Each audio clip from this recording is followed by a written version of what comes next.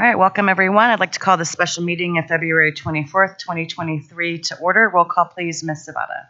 Ms. Miller? Yes. Ms. Parker? Here. Ms. Reed? Here. Ms. Schooley? Here. Dr. Barta? Here. All right, I'd also like to thank our live simultaneous Spanish interpreters for joining us today. We live stream our meetings, and that link can be found on the district's website. All right, is there a motion to approve this morning's meeting agenda? I move that we approve the agenda for the special meeting of February 24th, 2023 as presented. Is there a second? Second. Any objections? It has been moved and seconded to approve the agenda for the special meeting of February 24th, 2023 as presented. Roll call, please, Ms. Zavada. Ms. Miller? Yes.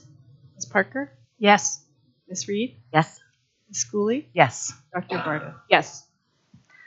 All right, we will move forward with our first agenda item, which is Capital Improvement Program Reflections and Our Path Forward, presented by Mr. David Supis, Interim Chief Operations Officer, for the purpose of providing the board an update on the 2018 capital improvement projects.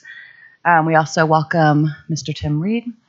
The purpose of this presentation is to inform board guidance to the district on investment of remaining unallocated funding and to provide the board with the context it needs for decision-making on future consent agenda items requiring our approval. As a reminder, the board requested this presentation during our January board meeting. We thank Superintendent Dorland and her staff for being responsive to this request. As a reminder to our vast listening audience, we are nearing the end of the 2018 capital improvement program. We are about 75% complete at this point in time. Before I hand it over to Mr. Supis, Superintendent Dorland, is there anything you would like to add? Yes, thank you. You're welcome. Thank you both, Mr. Reed and Mr. Supis, for being here with us this evening, and thank you, board, for taking the time to study the capital improvement program. We did a similar session with you, I'll just remind you, in June of last year, and given many different things that have happened between June and now, and several requests from every board member, we are here again today to provide another update. As President Schooley mentioned, the CIP is nearing the end of the program, and as it's nearing the end, we are also, as a community, shifting quite a bit in our demographics and have made decisions. The board's made decisions, for example, to close 16 elementary schools. And we've talked through that process about investment in schools that we're now closing, the challenge of that, and can we be smarter today than we were yesterday and make sure that we are investing the funds in a way that supports the future of our facilities for our community. And so I really appreciate that all of you have said to me, either individually or in small group, we would like to make sure, as we're making individual decisions about increasing scope, for example, of originally planned projects, or increasing scope of the overall program by adding projects related to regional opportunities, for example, that we understand how those decisions impact the whole and impact, in particular, our unallocated reserves in this program. And many of you have said to me, because I care strongly about investing in Fletcher Miller as an increase and as a new project, for example. And so it's important for us to take the time to really be able to answer your questions and be able to share with you how some of the individual approvals that we're asking for from you impact that overall picture. We've also had leadership change in our operations division. And so with that, we have new leadership and new perspective on some of the work, and want to share some of that with you today. And so looking forward to the conversation. I just really thank you for the questions you've been asking, and I thank you for taking the time to allow us to address this topic today. Mr. Supis. Thank you, Madam Superintendent. Good morning. We're happy here to have a opportunity to talk with you about the bond program and where the CIP program and where it is.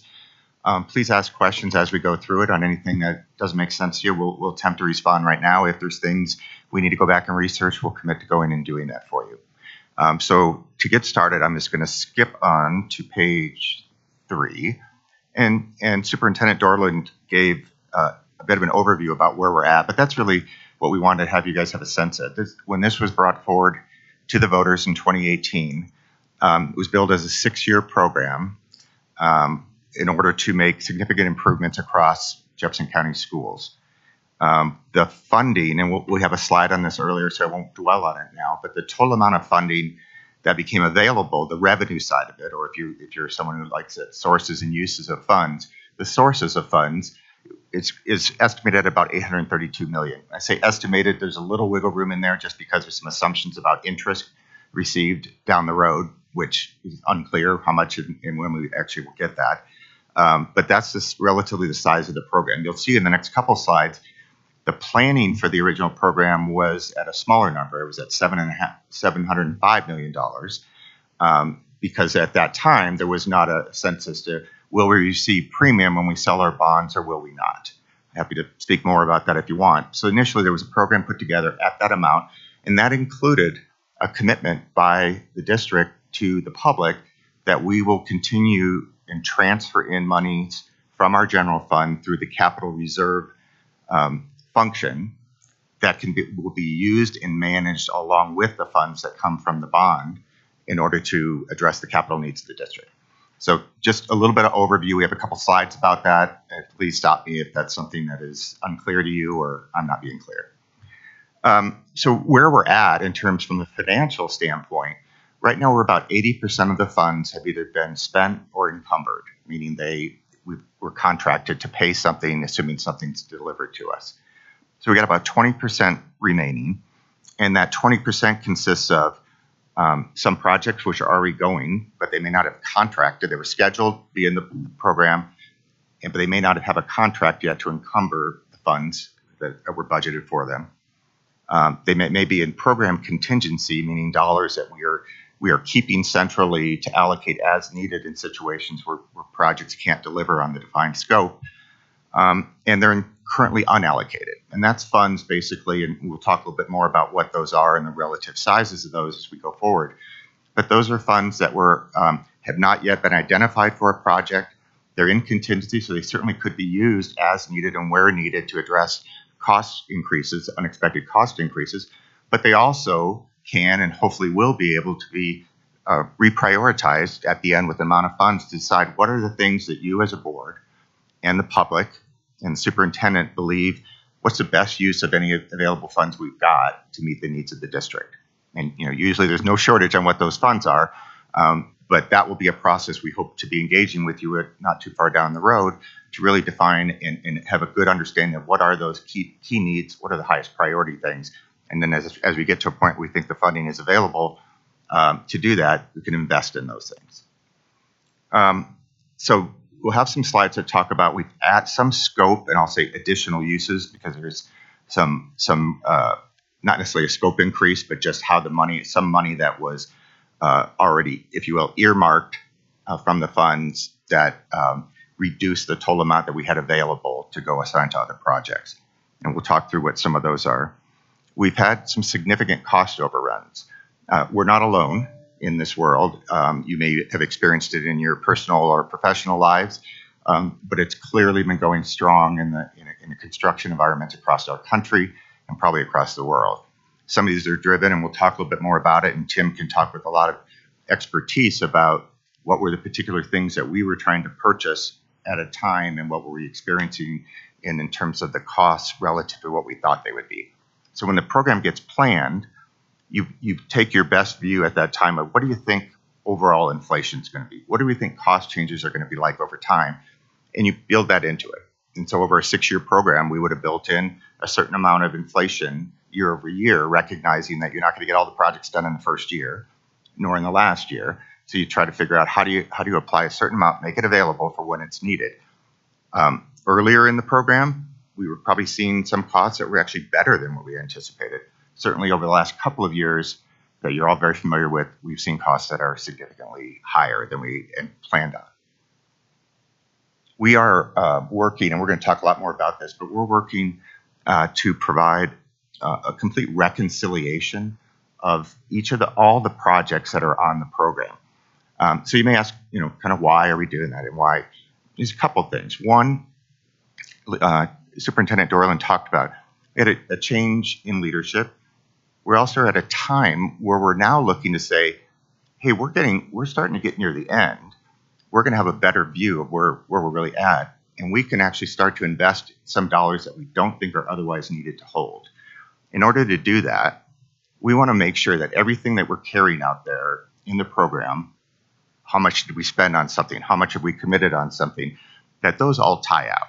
That we can tell you with a complete straight face to the best of our ability, here's how much funds we think were available. And I think it's important to note because the contingency bucket, for want of a better term, I'll call it a bucket, it's in constant motion.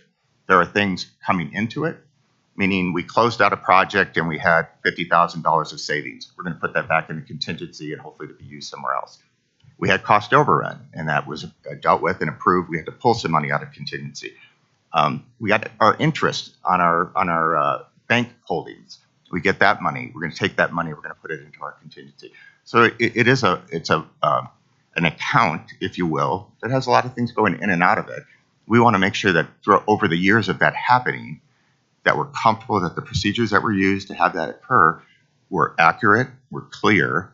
And again, I think more than anything else, it is our responsibility to provide you with good information, not just delivered projects, because information is how you make decisions. So we're committed to doing that. I believe Superintendent Dorland talked last meeting briefly that she had asked our CFO, Brenna Copeland, to play a stronger role as a CFO in this program, in the financial management of the program. And so I think we're going to have her and her team more tightly engaged going forward.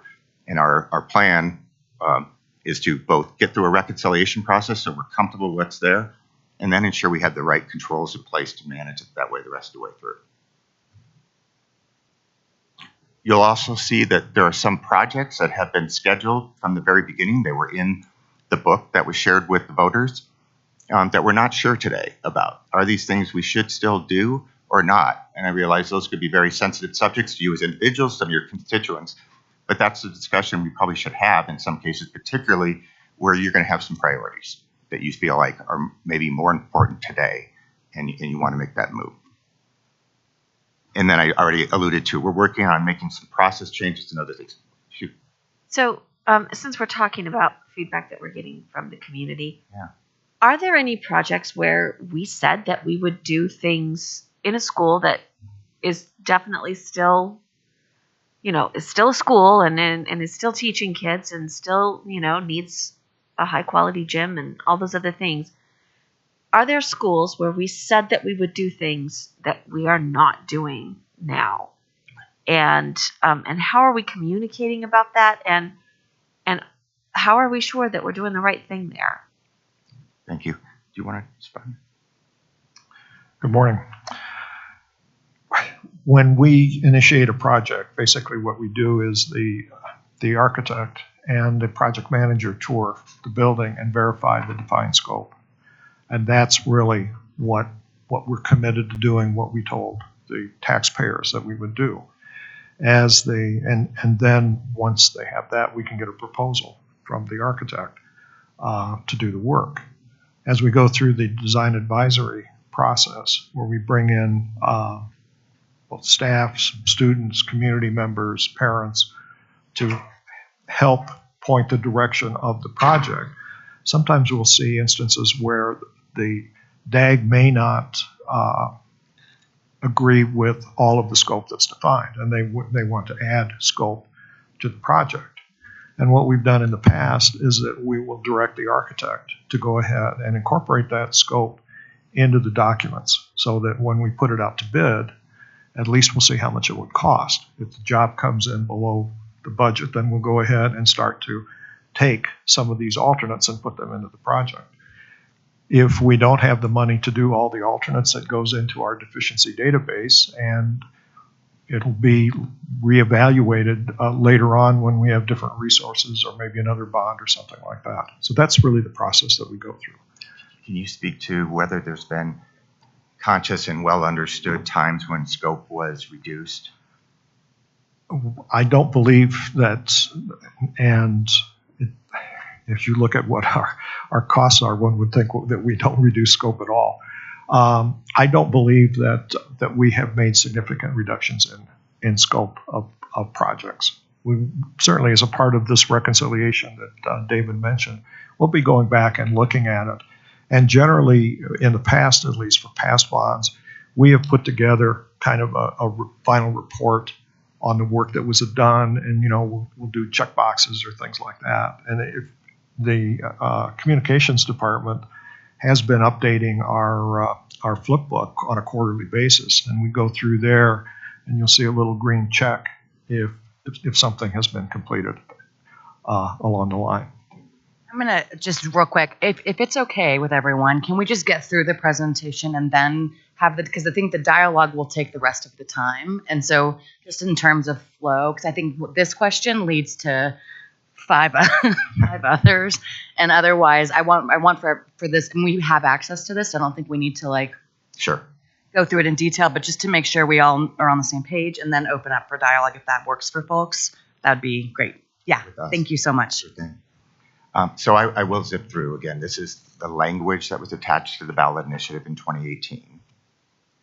Just a couple of, again, I think you're probably all familiar with this, but CIP being the capital program, bond premium, again, being an opportunity when you sell the bonds because of the market conditions, basically some of the buyers are willing to give you more than 100 cents on the dollar for it because they want an interest rate that aligns more closely with what they have to commit to their stakeholders. The cap transfer, again, you heard about transferring money out of the operating dollars each year into capital dollars to be used to maintain and other needs. Again, these next two slides I'll go through really quickly. Just slides that kind of laid out how was the funding broken up? What was communicated to people? How are we going to break up the funding? What is it going to be used for? So that's really slide 7. Slide 8 gives you a graphical view of how the funding was broken up. That's more a prospective looking as opposed to we're not looking backward at that right now. That's something we could certainly go do. And I'm not sure if we have all those categories, but we might. If not, we could certainly provide you an actual at some point on how those funds have actually played out. So the slide that is the sources slide, again, in terms of sources and uses of fund. And I just highlight a couple of things on it. One is you see the amount of premium, and again, in premium is when we sold the bond. We sold them in 2 tranches. We received this additional funding. You see interest. So it's possible, right? So at the bottom right corner, we show $838 million versus the $832 I spoke to earlier. That's an assumption that our CFO made at this point that just says, I think given the interest rate environment we're in and our planned spend time, we may get to this much. But she said it's uncertain. It could be somewhere in between those two. The capital transfer amount in the actual to date column is that shows 95. That's to date again. We're 4 years into a 6-year program, so we transferred 4 years worth of capital reserve funds. We will end up transferring 6 years when we're done. And at the very bottom, that is actually not Jeffco note, it is Jeffco net.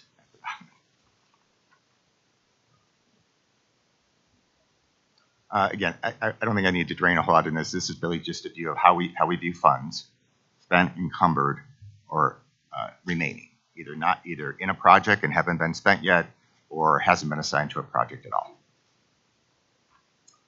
This is a view as to the sources of funds, so the dollars we took in, the sale of the 2 different sales of the bonds, the 2 bars that are predominantly green, and the last one, which is the money we're transferring in over from the general fund.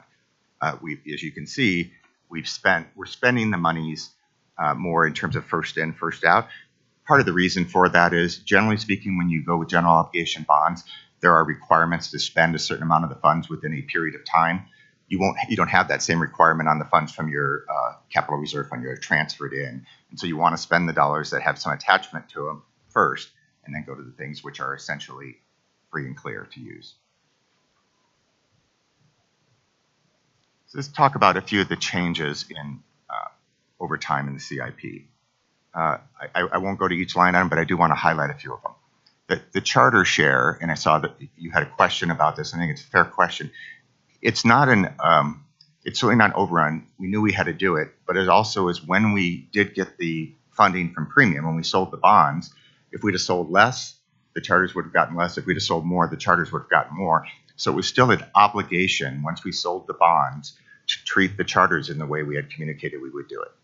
So, we had to fulfill that obligation. We couldn't just say, sorry about that. We decided to keep the rest for us. We talked a little bit about Conference Place. More to come on that one. We have some more work to do to really get all the right answers, we think, for that and make sure that what we're sharing with you is completely accurate and we understand any financial implications on where we are now in the program. That is work we are doing. Do you all know what, do every single one of you know what Conference Place is? 581 Conference Place. Can you describe, I can do it, but I think it would be better coming from you guys, what Conference Place is and what decisions the district made around that. And to Mr. Stupas's point, we are looking into some details around this, but in general, just what is that building and what do we use it for? So 581 Conference Place right now is used as a professional development center and has some other administrative functions there. We acquired the building as a part of when Free Horizon Montessori relocated to Prospect Valley or Pleasant View Elementary School. We took on the obligation of their building, and this was done under the previous superintendent. And as a result, we assumed that debt. We refinanced it, and I'm not 100% familiar with all of the financial details either because I don't really work that side of the house. But in any event, we've also made a number of improvements for it to become a professional development center. So it's been a pretty good piece of real estate for us to own. We did. What I do know is that when we sold 20th and Hoyt, which used to be where the old Sebesky program was located, we sold that to Firefly and netted a little over $2 million. That money was applied to paying down the debt on this building as well. But I really think that Brennan would probably be a better source in terms of really getting into the nitty-gritty of how the financing of this project worked. So that's on our list of things to do. Come back to you with, here's really how it worked. Here's the implications on the CIP. We either think it's reflected appropriately or we need to make some changes to make sure it is reflected appropriately. I will tell you, I read the agreement that was written at the time they did it, and I'm a finance guy, and it's not good to understand. It's not easy to understand. There was a lot to it. All right, I'm going to move on. Oh, I'm sorry. Just one other thing I'll draw your attention to. At the bottom of it, you obviously made some approvals in December and again earlier this month for changes to some of the ROF schools, the receiving schools, as a part of that whole program. So again, we have dollars in there that were subsequently approved that weren't in the original program. Talk a little bit about how we've seen costs move over the course of the program. In the top part, market conditions, everyone's familiar with inflation, but supply chain issues, so how might that impact?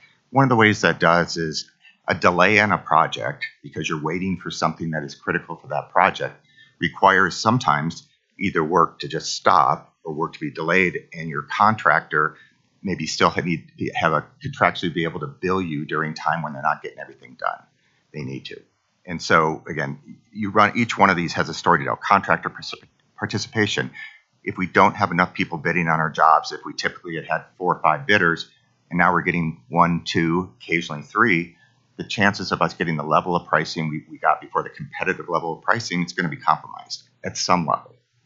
And some of those things can happen almost in any environment. Sometimes just an individual market has a shortage of certain types of organizations or people who do certain work. But this was, I would say, more across the board. And then the conditions, we'll talk about this. We'll highlight a couple of projects that you're probably familiar with, but where the site conditions, things we assumed at the time we did our cost estimates, when we got down to actually doing the work, we found that wasn't what we expected and it was going to cost significantly more. And Tim will highlight a couple of those in a minute.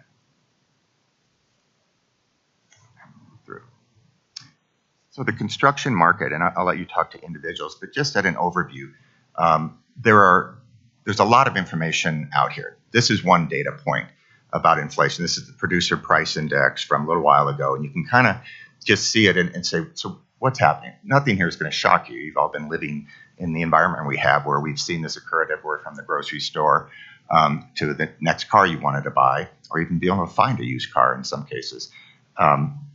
The costs early on in the program, we had scheduled and contracted with a number of our very large projects.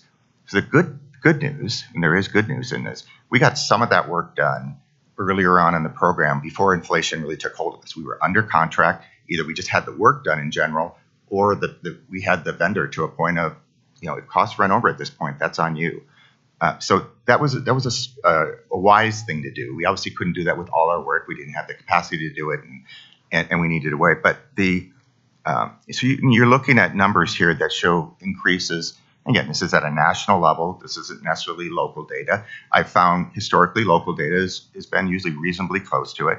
But there is different data people could use and push it up. But directionally, this is what we've been seeing. And we had a program that I'll use rough numbers. Tell me if I'm wrong on this, but where we looked at, let's say, inflation is going to be where it has been recently, historical averages. So we might have assumed 3% a year. 3% a year over 6 years, compounding is in the range of 20%. This is showing increases of over 40% here. So again, this is not for everything in every way. It might have been, Tim can talk about steel. We had both long lead times to getting steel and very strong price increases. Some other commodities, materials were less. Labor, often labor in our market might have been constrained in certain areas at least. Therefore, we had higher costs than that. Is there anything you wanted to add about? I think that we have been dealing with particularly subcontractor labor, which would be electricians, HVAC technicians, those people. And we've reached the point where some of our general contractor bids, they're saying that we couldn't get mechanical bids. So we've sort of taken a guess, and we will continue to work the market until we find somebody that can do the work, which is not really a good way to do construction. But on the other hand, they're looking for work. They want to do things of that nature. We have seen significant increases in steel, a 45% increase. Copper's up 26%. Bricks are up almost 25%. HVAC equipment is up 33%. And it's not just the price increases, it's the degree of difficulty. For instance, at Wheat Ridge, we ordered the electrical components 6 months ago without having a contractor. We purchased them out of the fund so that they would be delivered by May, and we could begin the installation there. And we did the same thing with the chiller. And we're doing this on a number of projects where we will actually go out and pre-purchase the equipment so that we get in the queue and can have it by the time summer gets here. Because if we take bids in January or December, we may miss that window of actually having equipment. And we're seeing lots of delays, particularly in glazing and aluminum, which has impacted things like secure entries and that kind of thing. We did substantial work during the President's Day weekend, and we've got a lot of work scheduled for spring break to finish, and it's finishing up work that was really scheduled to be done last summer. So this is some of the delays in construction that we're seeing. But yes, we did, because of the 3-year arbitrage regulation that David mentioned on the first set of bonds, we front-loaded the program with our bigger projects so that we would spend down that initial bond as within that 3 years. So that has been very, very beneficial to us. But now we're in a situation where it's very interesting, I guess, for lack of a better word. Great, thank you. So we talked about inflation, cost inflation. Other things that have caused us to have some overrun in some cases is just really getting a better sense of what's at the site. We get to the site. The fields are probably the largest ones. Tim can certainly speak to that. But in some cases, we assume some things. in the project, when we actually got to go do the project and we walked the site or do whatever we, in this case, the field case, we did core samples at schools to see what are the conditions we're going to be working within, and does our assumptions we made before, are they still accurate? In this case, some of them weren't. It's not a good solution, what we had assumed. So we're going to come up with another solution. And in this case, it was very, very expensive to have an additional solution. Plus, we had committed this is something we were doing across many schools. Anything worth highlighting there, or? No, we did take a number of borings in the track and field area to determine what the soils was. And then we get a report from each site. The reports would generally would tell us what kind of movement we can expect given either an introduction of moisture or dryness. And we were ranging anywhere from 4 inches of movement to 8 inches of movement in the soil. And so what you end up with is, with the post-tension, with the concrete system that we ended up doing, it will move as a unit. It won't crack. So we may get the movement, but the whole track will move. When you go with asphalt, the risk you run is you get what's called differential movement, where portions of it are moving at a different rate, and you end up cracking either the track surface itself or the substrate. And we end up with unfortunately, a track like we have at North Area Athletic Complex, which is basically unusable. So that was the decision, but really until we got the soils reports and were able to analyze that, review it with our engineers, couldn't really make that decision. We wanted to do something that was the right thing to do, and this is what was the right thing. Thanks, Tim. I also wanted to, as we look at some of these, we tried to, in each case here, right, these are very big these are multi-million-dollar type overruns, right? There's lots of other smaller projects which may have had little ones where we actually went under because our assumptions, or we were able to do it at the right time or what have you, and came in under. When earlier this month, we asked you to approve a number of items on the consent agenda that were projects that were coming back because they needed to go under contract and we didn't have enough money available in the budget to do that. And you approved a number of those. And I believe the request was, let's just try to get a good understanding of really what happened in each case. I think that's very fair, right? It's easy to say just inflation. And inflation has been a huge thing. It's not the only thing, right? And are there things we can learn from it? Are there things we could have done differently? How will this change what we do going forward? And I think those are all really important questions. As we're committing to, as we bring forward changes, particularly, right, cost overrun changes in the future, we're going to do our best to let you know what really caused that. Was it inflation? Was there something that we anticipated was going to be there and it wasn't? Because it really is, there's a story on each one, particularly when you're looking at these very large ones. These are just a few more projects. Again, I'm not going to go unless somebody has strong feelings or wants to ask about it later. We'll certainly flip back as there are things you want. One of the things I would highlight just on this page is we have several places where parity was definitely identified. So we went in and we were doing work at a school, and in the process of doing that, either our team or through the DAG process, it was identified, hey, every other high school has an auxiliary gym, we don't, and you haven't scheduled it. And so parity was one of the priorities, one of the values that was placed into how we're going to build this program. So in those cases, there were changes recommended and approved in order to make sure that where we saw the lack of parity not occurring, that we could make it happen. There may be others out there that we haven't identified that, just so you know. You may have heard some of them. You may be hearing about some of them. Certainly something in each case, we should take it on. And, from my perspective, is usually your first thing you do is you honor your word, what you said you would do, and then you go on to other things. In some cases, some circumstances may have changed that you're saying, get that may not be as relevant in this case. So again, none of these are slam dunks, but I think in all cases, our job is to make sure to present you with the facts and then allow us to make decisions we think are the right interests of the district. Okay. So this next slide, for those of you who have attended a CAC meeting in the past, you're familiar with this. The top table is on the front page of materials that are handed out in the CAC. Last week there was a meeting on the 16th. Some things just to highlight on this is basically just the way based on where we're at in the projects, where is the money being spent, where's the money being held to add up to that 832. Brenna Copeland had gone through and did her best to reconcile this where she could. You see these comments on the right. Basically, what this is saying is we're at about $33.7 million available based upon this, assuming you all approve all the things we're intending to bring to you in March.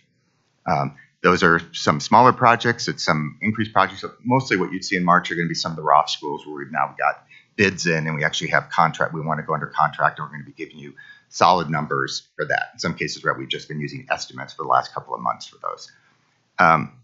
So this number, the 33.7, and you see some note below, we are going to be engaging some help to go through and do a full reconciliation. We just think this is the smart thing to do where we're at today.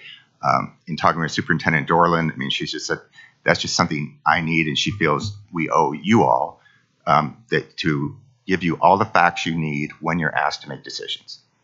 So we're going to get on that very quickly, and we hope over the next couple of months we'll be able to come back to you and say, we did this, here was the outcome of it, here's any changes to the unallocated funds as a result of that, and I'll talk more about it in a few minutes, but we'll work to do some other things concurrently so that you'll have in front of you both, we think we've got this money available, and here's some of the things we've identified and enough specifics about them that we can actually decide to approve them or not.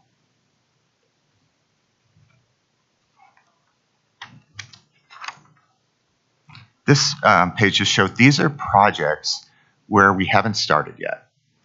So they were planned in the bond program, and we have not started them. And in some cases, our recommendation would be, let's look at each one of those, not only the work to be done, but the circumstances at the school potentially. So for example, and I can play dumb, and it's not hard in this case, with some of the Red Rocks Ranch. I don't know what was thought in 2018 or 2017 when we put that together. I assume there was thinking, we're going to be growing in that area. We're going to grow enough, and we're going to need another high school because we're going to run out of capacity. That may or may not have happened where we look today, but what we need to do is go back and say, what did we think? What do we think today? And based upon that, what does the board want to do? And we certainly would owe you, and Tracy will owe you her recommendations based upon that. We're not there today, but that's going to be a next step that we expect to be coming up in the next month or two. These are, and you're familiar with these are some other projects that recently have been identified that would like funding that we think are priorities. The board has clearly communicated. Fletcher Miller, Matt and company are going to do a presentation to you next week on where we're at, how's that process gone, where are we at in that process, hopefully answer all your questions and make sure we'll have some action items from that meeting to at some point come back to you with a very specific recommendation of here's what we think we should do, here's what will cost, and at the same time you'll have visibility into how much money you have available to decide to make that decision or not. I'd like to go back to the previous slide for a Please. minute. I want to talk about Oberon. I want to talk about the addition of Oberon just for a minute. We took bids on that yesterday on the project there, and actually the job came in under budget by about, I don't know, a few $1,000s. But what it also did was it allowed us to move what we're calling that $3.7 million, the funded addition, out of that project altogether and into the unallocated contingency. So as a result, we had left it sort of in there because we didn't know where the bids were going to come in. But since the base bid project came in actually below the base bid budget, we're able to take that money now and move that into unallocated contingency. So we picked up basically $3.7 million yesterday. And we're continuing to take bids. We have bids today, and then we have 2 or 3 next week in preparation for the March 9th meeting when we'll come to you with probably most of our work slated for this coming summer and beyond.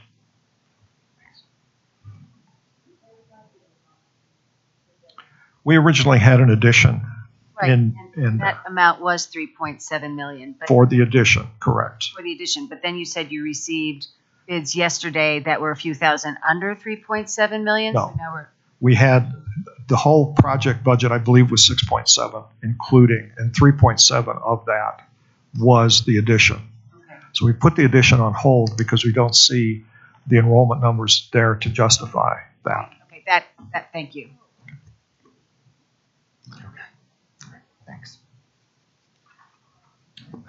we've been through. Good. The athletic field lighting, again, another one that we're going to talk about. We're still working on a number of things there. The ideal world would be get it all done this summer. Don't know if that's possible. One, people comfortable with the funding availability for it. Plus, quite frankly, right there, we may have a vendor who said they can get it done, but that maybe be if we run into no problems along the way.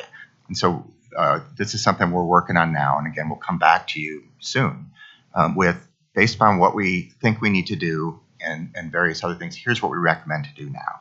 That answer could be postpone it all, do a certain number of schools, but that's work we have to do. We're gathering facts, and that'll be coming to you, I would say, in the next month.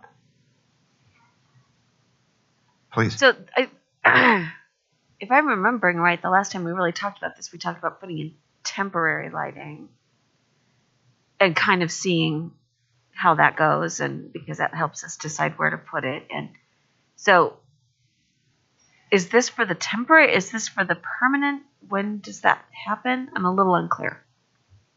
Yeah, that's fair, Director Reed. Based on some questions that I've been asking Tim and David to look into around the temporary lighting and a formal RFP process that we have undertaken, we are no longer confident in the high-level estimates that were provided to us months ago around the temporary lighting. And we want to make sure that we're exploring the pros and cons of multiple options before we come to you and recommend a solution and ask to invest in proposed recommended solution. So we just need more time to really get some questions answered and consider what is the best solution. And every site is a little different as well. So for example, we are currently looking at zoning regulations based on city ordinances and things like that. And we just don't want to say carte blanche, here's what we think we need to do, let's get the money for it, and then realize 3 months later the answer to some of the questions we have, and that we then have to change course or adjust here or there. We want to come to you all with a more comprehensive plan that's really vetted with our questions asked and some pros and cons that we can share with you of various options, or an option at least, for this solution. And one of the things that we are doing with the leadership of Patrick Simpson, who is our district athletic director, is staying in close connection with our athletic directors. So this was part of the conversation related to the change of start times, in particular the adolescent brain research around high school students learning better later on in the day. And so, of course, our athletic director said, well, that's going to limit the amount of time I'm going to have available for the fields. And our fields are used not just by football, they're used by marching band, they're used by girls lacrosse, on and on. And so the real issue around the lighting happens after daylight savings. So another strategy could be that we lobby the legislature to, anyway, that's beside the point. But when daylight savings changes, which is early November, is really what they're saying to us is when the challenge will, and postseason. So if a team that uses the fields needs it to practice postseason, then they will most definitely need lights at that point. And so we're just going to take this year one step at a time. We want to make sure that we're doing our due diligence on this type of investment. If it really does need to be this amount of money, we'll let you know that. But we feel like we need to sharpen our pencil, get all of our questions asked, and come to you with a full detail orientation of what we're asking for and why before we ask the board to make a decision on this issue.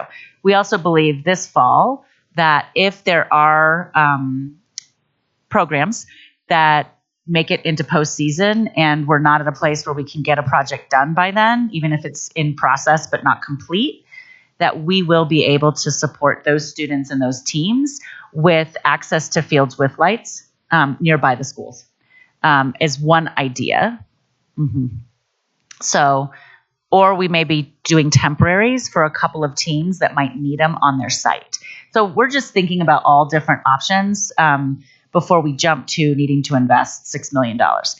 In addition, as Mr. Supis explained, I just feel the need to verify the unallocated at this point in time and make sure that we are making decisions as we wind this program down with, again, individual decisions and an understanding of how those individual decisions impact the whole. And so, so that's part of the light issue as well. Is we just need to know, we need to sharpen the pencil, and we need to know what impact that might have on what we have remaining in the program. Ms. Sparta? Just in that particular problem, I think one thing I'm understanding what you're talking about with the finances. I'm still wondering about the definition of the problem about needing the lights. And it says it's because of the later start times. And I'm wondering if also you can help us understand what that difference is. Like, is it a 15-minute? Are we talking about a 15-minute difference, a 30-minute difference? So, like, what's the impact on our teams? How much time are they losing? And like, if it's a 15-minute difference for a later, they're starting 15 minutes later, we're losing 15 minutes of daylight from what the problem was before. Like, what I'm wondering is, was this already a problem in our current school day? And what is the increase of the problem that we're solving by answering that? I don't think most of our high schools are starting an hour later.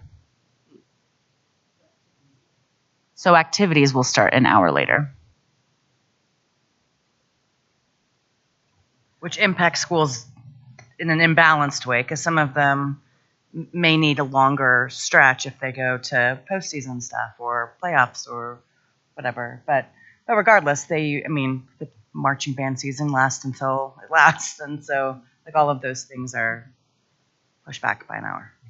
And so, just following up on your point, and Superintendent Dorland, we know some communities also have opinions about the lights that can be impactful. So will we, I don't want to dwell on this, not to say it's just $6.5 million, but it is $6.5 million that we can talk ad nauseum. So I just want to know, are we thinking about different solutions for different fields? And that's, I'm assuming, what you will bring forward to us. Okay, correct. And actually, Director Miller, I really appreciate that you brought up the neighbors of our school sites, because one of the other things that we have talked about is making sure that we're being good neighbors and collaborating. It's similar to the property disposition conversations that we've had around. We really do want to be community partners and make sure that we're working alongside our cities and also the communities that live nearby our school sites and are our neighbors. So thank you for bringing that up. It has been part of our conversations and something we care about. Thank you. And I think the idea of the holistic solution, I hope, is something that's going to make sense to y'all, because in some cases, right, if the answer isn't go do all these right now, then there's got to be a response. What are we going to do? What's the fallback, right? What is the plan for those schools should certain things occur, fields are needed? What will we do?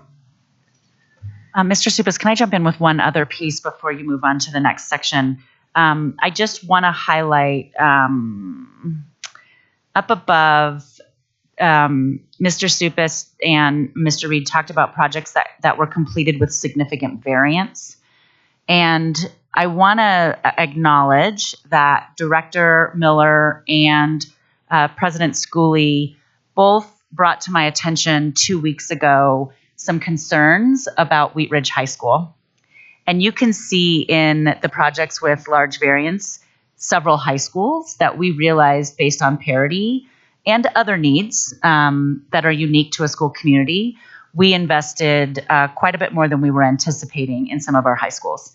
I think based on feedback from Director Miller and President Schooley in the last couple of weeks, our leadership team has taken some steps to work with the Wheat Ridge community. The current principal, the new principal, Lisa Mahana, has also worked with Community Superintendent Lynn Torr and Chief of Schools David Weiss, and toured the building to understand the scope and understand how the Wheat Ridge High School facility compares or is within parity of other high schools.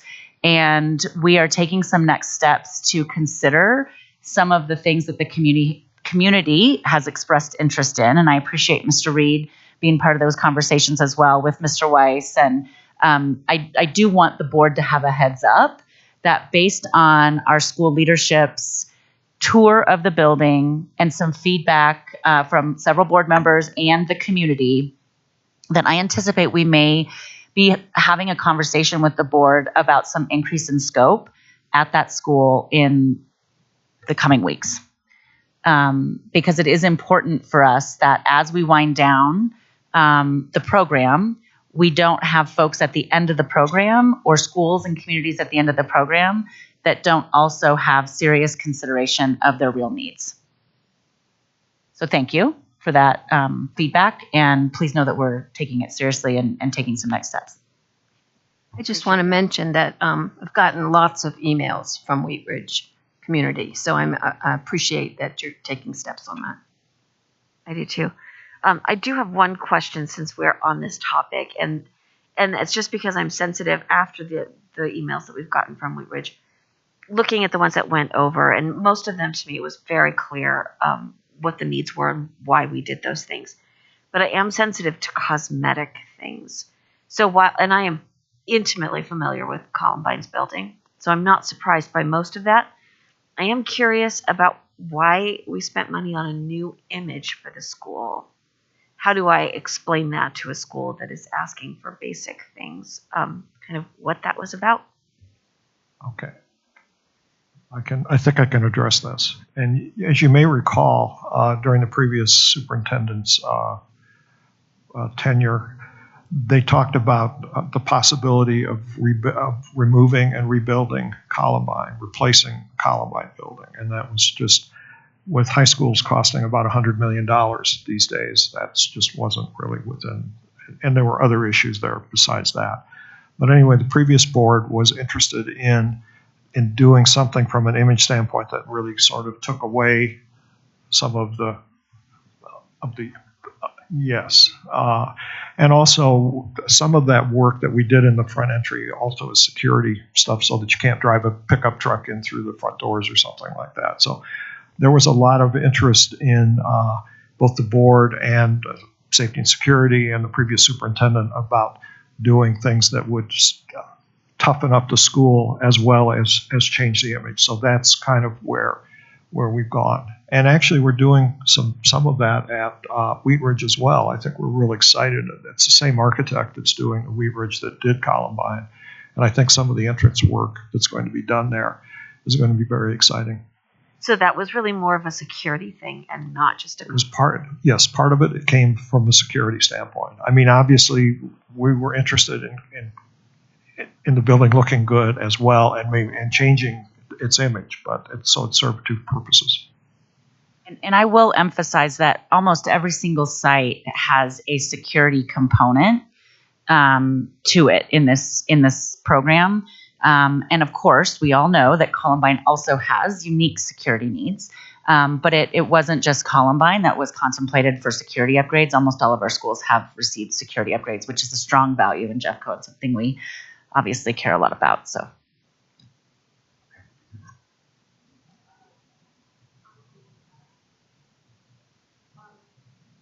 When a situation happens in a school where, let's say they have 4 things that were in the book that we said we were going to do for them, but then we go in and we learn their HVAC system is shot. So we have to say, you can't get new lockers, you have to get an HVAC system. I'm wondering, how do we deal with that, especially from this public perception, like, well, now we're not getting our things, but really we're giving you the same amount of money, but we're attending to more immediate needs. Yeah. Well, typically, and unfortunately, a lot of when we invest money is stuff you don't see. I mean, electrical systems and HVAC systems and plumbing and things of that nature. But generally, we will try to supplement the budget to cover those things, not just say we're going to take money away from lockers, which actually, believe it or not, we're putting in fewer and fewer lockers in our buildings, but just not taking away the lockers I know, as opposed to, and replacing it with an HVAC unit. So we will go in and add funds to cover the additional scope. So try to hold the school harmless for something that was completely outside of their control. Get a lot of emails and stuff, and I think there is just like a perception that like some schools don't get that supplemented and then some do. And so I don't even know if it's a true statement, but the perception is we're seeing they get more, but it might be that it's their HVAC, or something. So I just think there's a misunderstanding sometimes about how that works. And I wonder, because I'm not close enough to it, like if there are inequities, if there are schools that don't get supplemented and then some that might have a louder voice do. So I worry about inequitable decisions, how that's made. I'm not saying they're happening. I don't know. But it does make me worry when people are saying, now I'm seeing they're loud, so they're going to get what they are asking for. We are not loud enough, so we're having to suffer from, a cut. So I hear that a lot, and I just want to say I don't know enough about it, but it's present. Well, I think that's the kind of thing that you can certainly direct to communications, and they'll send it to us, and we can respond to that if that's the case, or if that's at least the perception that's out there, and maybe we could help put it to rest or something of that nature. And just putting one more on that, I'm sorry, it was just to the extent that you're going out to a school and you've heard concerns and you're going out there, please do reach out. We'd be happy to go with you. So if somebody has questions, what did we do? Why did we do this or not do this? At least you'll have the best knowledge we've got of what occurred, and they're happy to do that. So I think a different way of asking this question, or an additional way of asking, because it's a big question that I have. And then the second part is that I think it's been helpful. As one example, at Wheat Ridge, the principal was provided a comprehensive list of all of the guts of things that have been worked on, the non-visible things that cost money and are important for a thriving educational environment for our students, like heat. That are helpful for them to be able to share with community members and be able to be responsive in a way that is kind of like, I don't know, I think we have new electrical. The other piece of the question, though, is the issue around what is considered deferred maintenance, what goes into a pot of money that should be pulled from that cap transfer or from deferred maintenance funding as a thing, versus what gets rolled into CIP and the sort of bond initiative. I think the concern is like the crossover, that anything and everything that we can put into the bond program gets put in there, even though there are a lot of these things that intuitively I would say, not being in your profession, that sounds like deferred maintenance to me. If the carpet's 70 years old, it's 50 years old, or there are things like that, why is that then taken out of a bond initiative and not covered with deferred maintenance? I'm speaking as if these are like distinct pots of money that are like sitting in different places, because that's my assumption. But that crossover, I think, is confusing for community members too. Like, why is that not part of a new facility? Why is that not something the district would have taken care of? Because that's our responsibility to maintain our buildings. So it's a lot, yeah. And I don't know that I have that clarity. Just to be a vulnerable board member, I don't have that clarity as a board member. Why things come from what they come from, and some of these things to me are probably deferred maintenance. And so I need clarity around that. So the biggest piece of the pie that we showed earlier in the pie chart was called efficiency and future ready. A lot of that is what are basically deferred maintenance. I mean, we do not receive, but we've got a portfolio that's about $3.4 billion, and we net from a capital side about 18 on a non-capital program year when we take out some COPs and other items. So that doesn't really go very far. And we also have a very robust deficiency database, and we rank our deficiencies 1 through 5, with 1 being critical, and then 2 is within a year, should be done. 3 is more like the deferred maintenance category you're talking about, like the 40-year-old or 50-year-old carpet, that kind of thing. And then down to where 5 is really kind of like the wish list pot.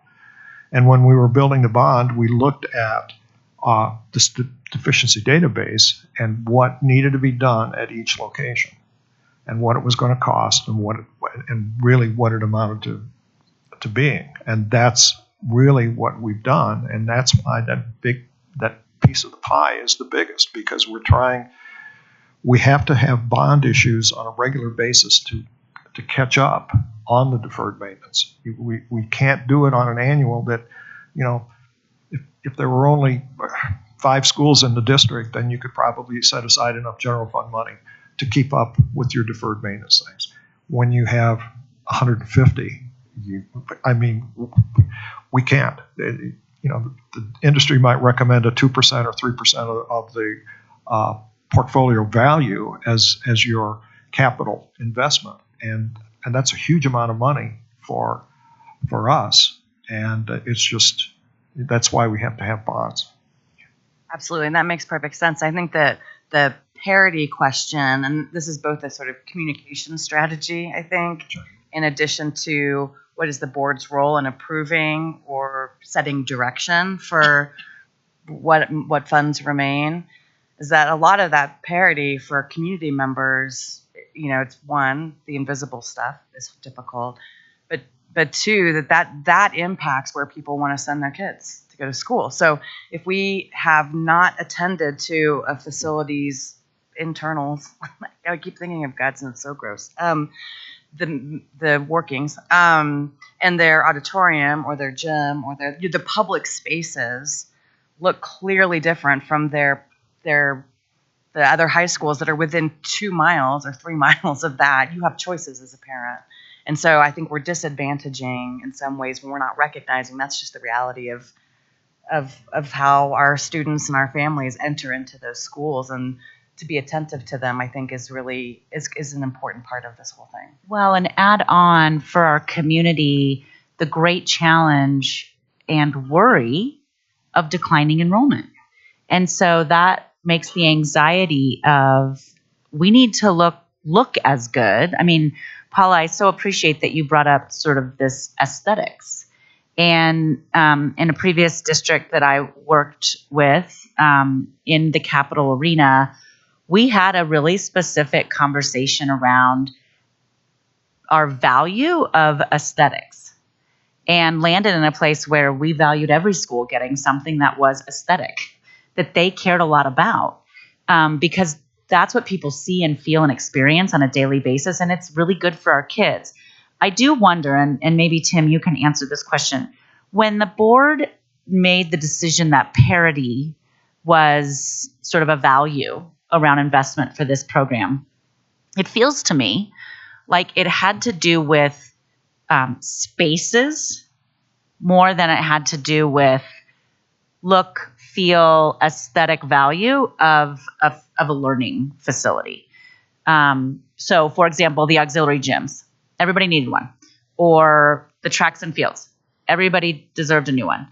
Or, if you didn't have this, you would get it. And I do think it's interesting as I speak with this board, that if we had a new conversation about parity with a new board, it might include some of this sort of value around aesthetics, and just sort of like the experience of walking into a building. And we all care about what the space around us looks like, feels like, and the experience there. I mean, we do that in our homes. We do that, and when you walk into, a new building, a new school building, we wish we could provide that for every student. We know that's not reasonable.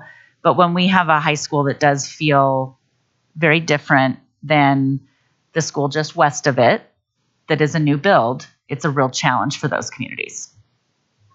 And I think that was one of the issues. There was so much emphasis in the 2004 bond on high schools, high school replacements, major addition to and rebuild of Lakewood High School, new high school in Golden, major rebuild and addition to Arvada West. So, major work done at Wheat Ridge.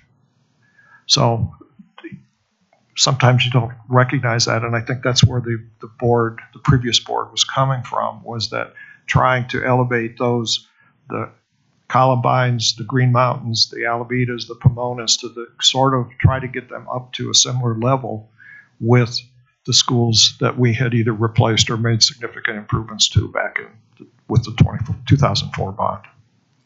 Well, I don't know what happened at Wheat Ridge with the 2004 bond. I understand it might have been a big investment of some sort, but it doesn't look like it from my vantage point. And so I just have to put that out there, because I think the difference between a school that was newly built, I mean, the good news is the district did this in 2004 before it cost $100 million to build a new high school, right? That's a good thing.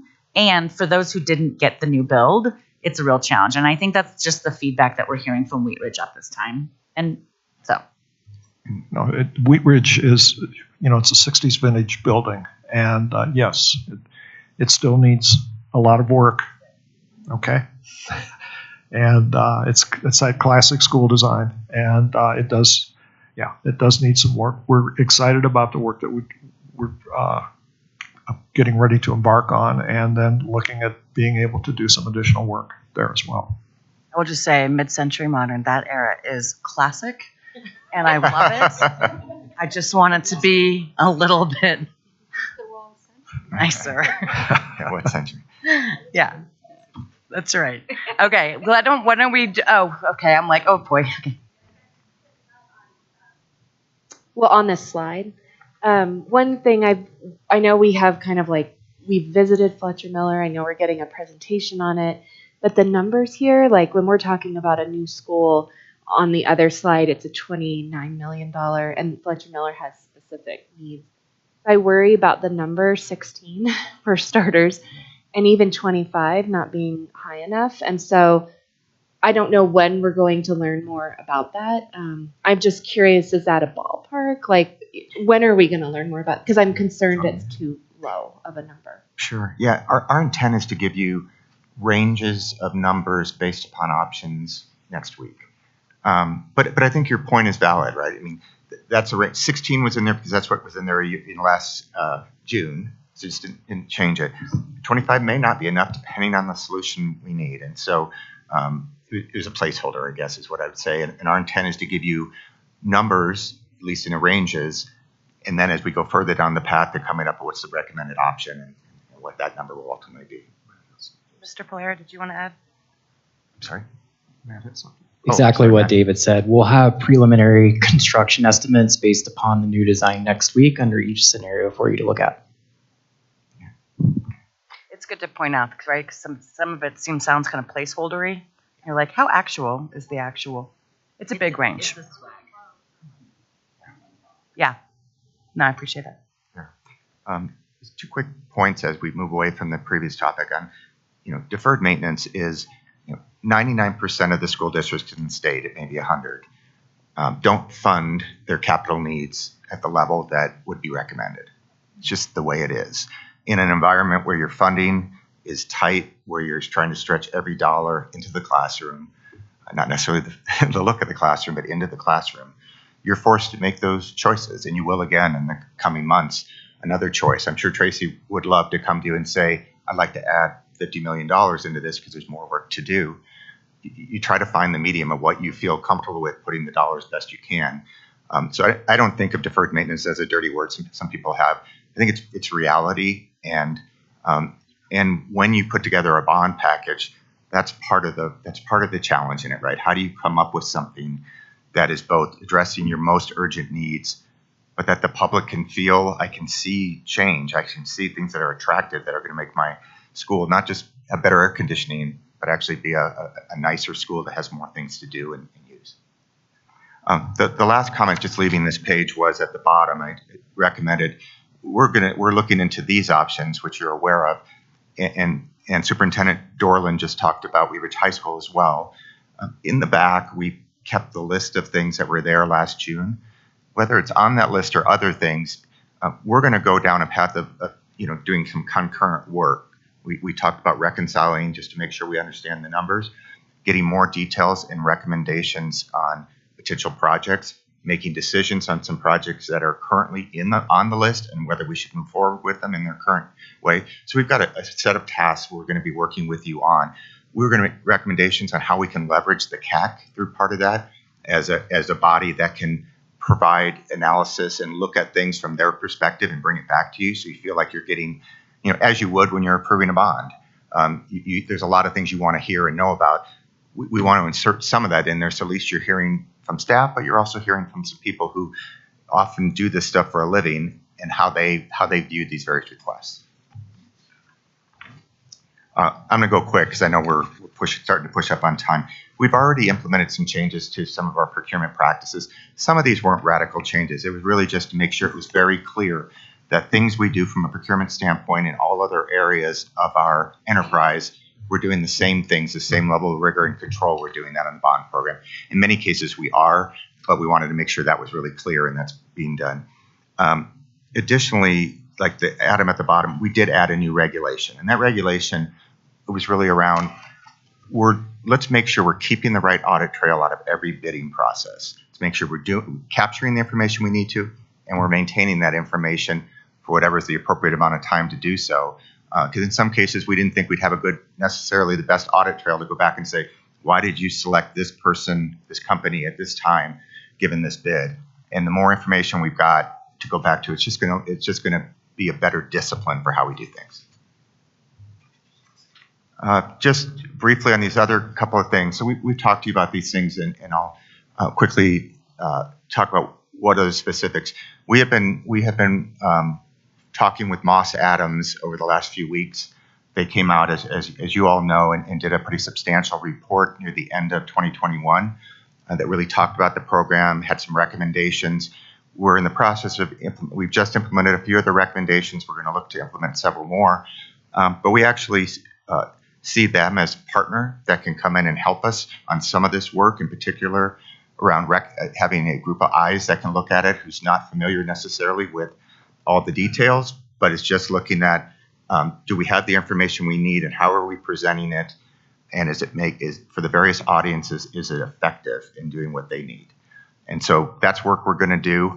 And then other things I talked about concurrently, which would be looking at the projects that haven't started.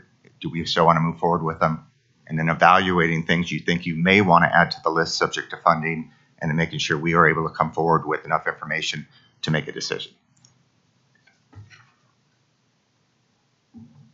I think I've covered probably most of this. The last bullet's the only other thing I would is, again, trying to use the CAC, which seems to be a functional body, a good advisory organization that can provide information to you. Those of you who don't live and breathe in the construction and facilities industry, I think it's helpful to have some people who they're supportive of the district. They don't necessarily have a dog in a particular fight. They're just saying, for the district, based on how we understand your needs, here's what we think you ought to do, or what we think are the important things to consider. With that, I'm just going to skip past this, and whatever time you'd like to use for questions, we're here. Great. Thank you all so much.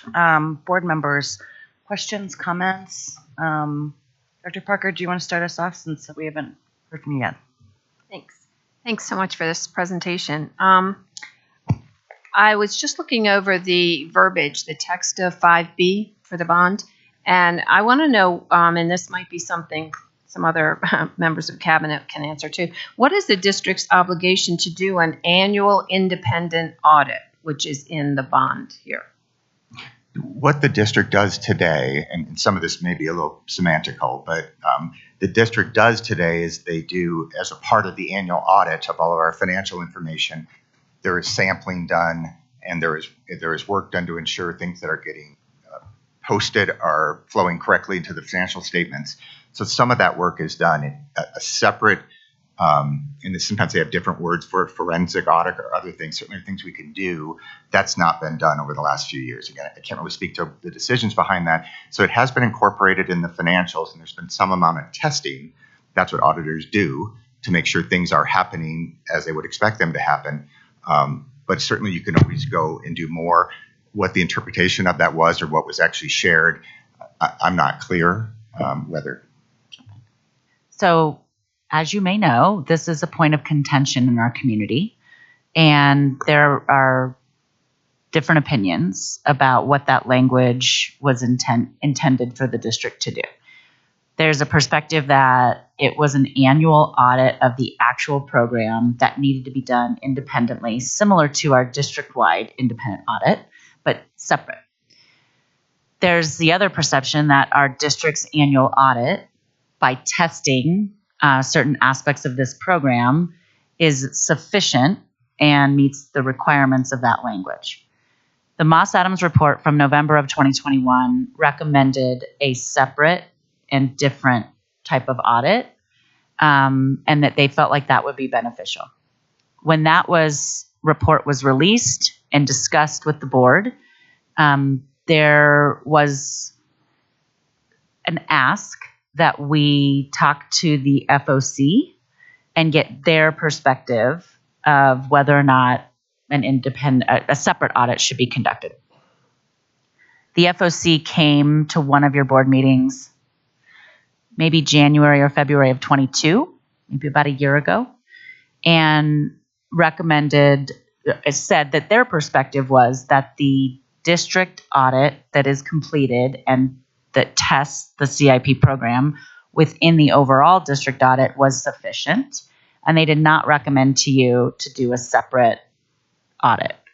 I think in the meeting, I may have said to you, which I will say again, I understand the interest in not paying what might be, I don't know, David, $20,000 maybe a little more. Some of the conversation centered around, we don't know that we need to pay more money for more auditing when this is already part of the district's overall audit. So there was this tension of like, we really need to spend more money to do this. My perspective at the time is and continues to be like, I don't know that it hurts. And I do think, given that I have made the decision to shift financial management and oversight of this program to our finance team under the direction of our CFO, and given the team's decision to work with a consultant and have them come in and do a reconciliation of the 832 estimated sort of overall fund, and come back to us with some findings and where we think we're accurate and a more I would say confident sort of unallocated amount that we can share with you. I don't know if you want to wait for something like that before we discuss the possibility of an audit, because it may be enough. Or if the board has interest in us revisiting an audit, I'm more than happy to have that conversation with the team and take some next steps to share with you what that might look like if that's of interest to the board. Is that helpful, Mary? Yeah, I guess also I feel like $20,000 compared to the millions that we're talking about doesn't sound like a lot to invest if it would be helpful. And that's a guess. The 20,000. I just want to make sure that people, if we were to move forward with something like that and come back and it's 50, I don't want you to be surprised. I don't know how much it would be, but You're in the range. Okay, Not yeah. hundreds of thousands of dollars. No.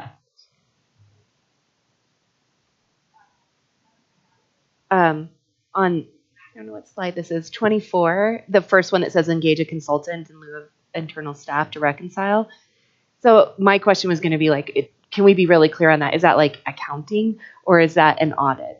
And, and does it fall, what Director Parker's asking, does it fall into that line of work of an audit? It probably is going to look like a step you would do within an audit, but probably not all the steps you would do within an audit. In some ways, I think we should be really clear, well, in all the ways, about that, because there is, I think accounting is, different than an audit. An audit would have a lot more, I would expect both to have equal detail, or details, but one would have more of a,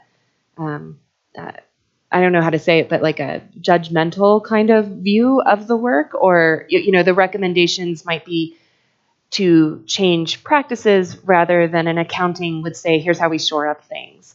So one might be recommendations for processes. That's what I would assume audits do. And accounting is more like, let's figure out our books and things like that. It is how I'm seeing a difference. I think we should be clear on what that is.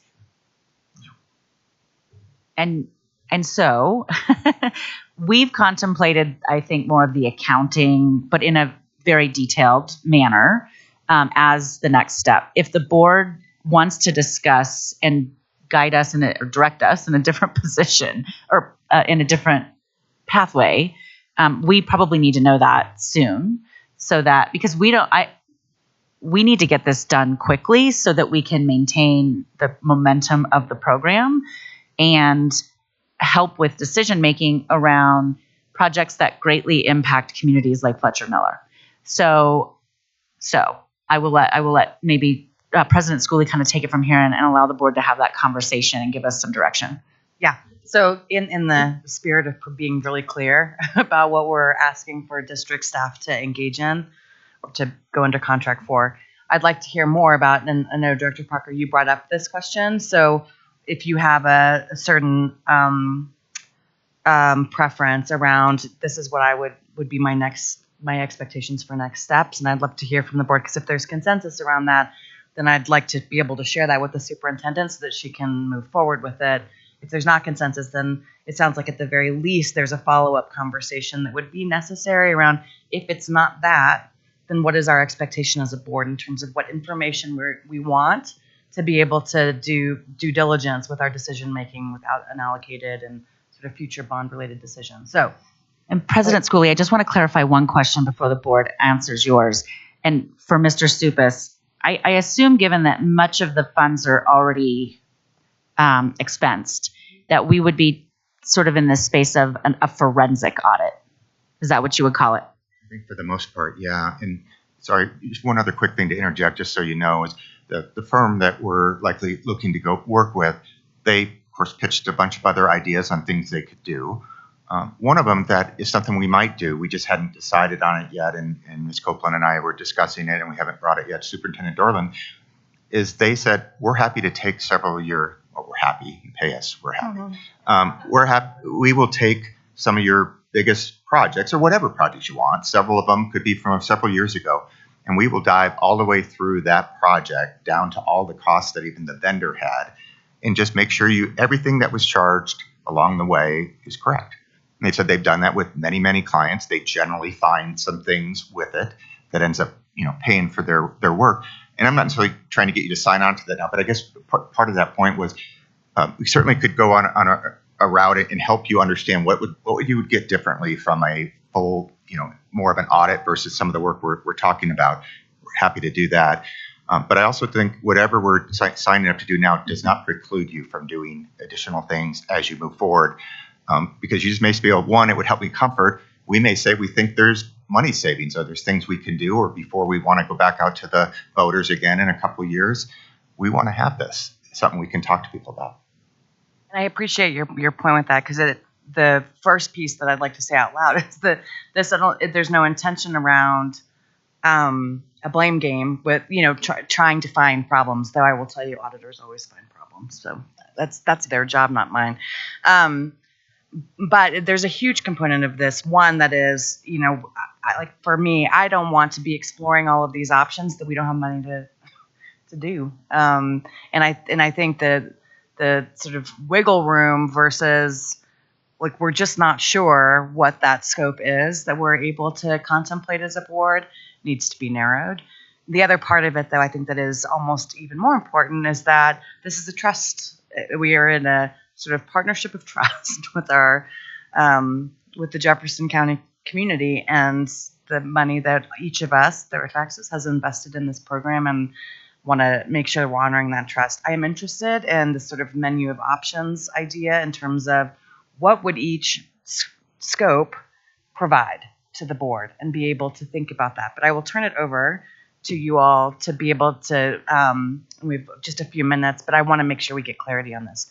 Director Barta. I think another important variable is timing, because what I feel like is we need a really strong accounting to tell us what is our budget right now, and then what's, so we can make these decisions, which is to me different than a more like what you described, a year-long going through. I don't know that we have time, but I like that you pointed out, doesn't preclude us from doing that work. So I just wanted to say that it feels like there's a time issue too, that we need some really clear numbers. So to me, that feels like the highest priority, and I like the idea of always looking closely at our processes and work. So Thanks. Other board members? Yep, Director Reed, and then we'll go to Director Parker.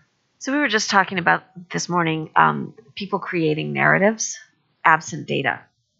And I think that there's two narratives that we can go with, both of which are sort of absent data. One is, there are people who are very invested in saying that this has been horrifically mismanaged and that no one should ever trust Jefferson County with any more money ever again for anything. And I think it's unrealistic to think that we will never be going to the public for another bond or for a mill levy override. So that's not a narrative we can afford. The other is that we've done everything perfectly and, stop making waves. And I don't know that we have data for that either, in which case we need wave making, right? So I feel like I want to know that we have the right narrative. And if the narrative is that we've done a really good job with a lot of it and not so great with some of it, then what we can say to our voters is we cared enough to find out. And here's why you should trust us, because here's what went great. And you should trust us because we cared about what we didn't know and dug into it. And I'm really hoping that it's not that we did the whole thing horribly. But I don't foresee that as the outcome.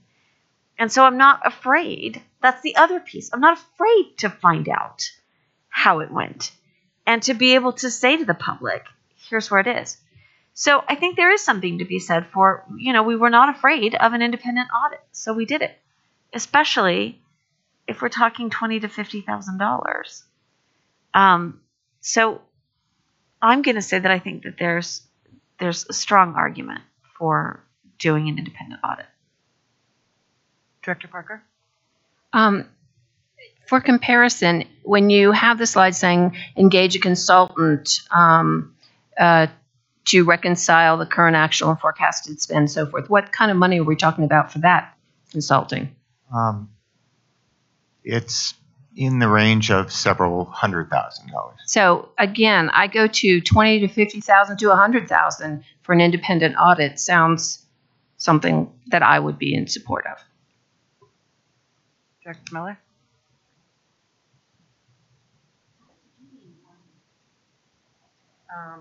I'm just talking about the independent audit. The forensic audit, if you want to call it. So I'm really happy that we're having this conversation. This has been a long time coming, so thank you for bringing this forward. I think $800 million is a huge capital program that not to have some level of an independent audit outside of our own auditor who oversees the district is critical. And they did an amazing job back in November when they came forward to the board and had all of those recommendations. And one of the comments, as you said, was in the bond language that you brought up, Mary, and that Dr. Glass walked the district and talked about is that we would have an independent audit. And I think the reason why that was raised, because in the past, there had been concerns that we had not been as careful in terms of letting the community know how, as you mentioned, we did these things really well, and some things we learned lessons from and we'll do better in the future. And I think that is critical in terms of doing that forensic audit. I'm in support of that.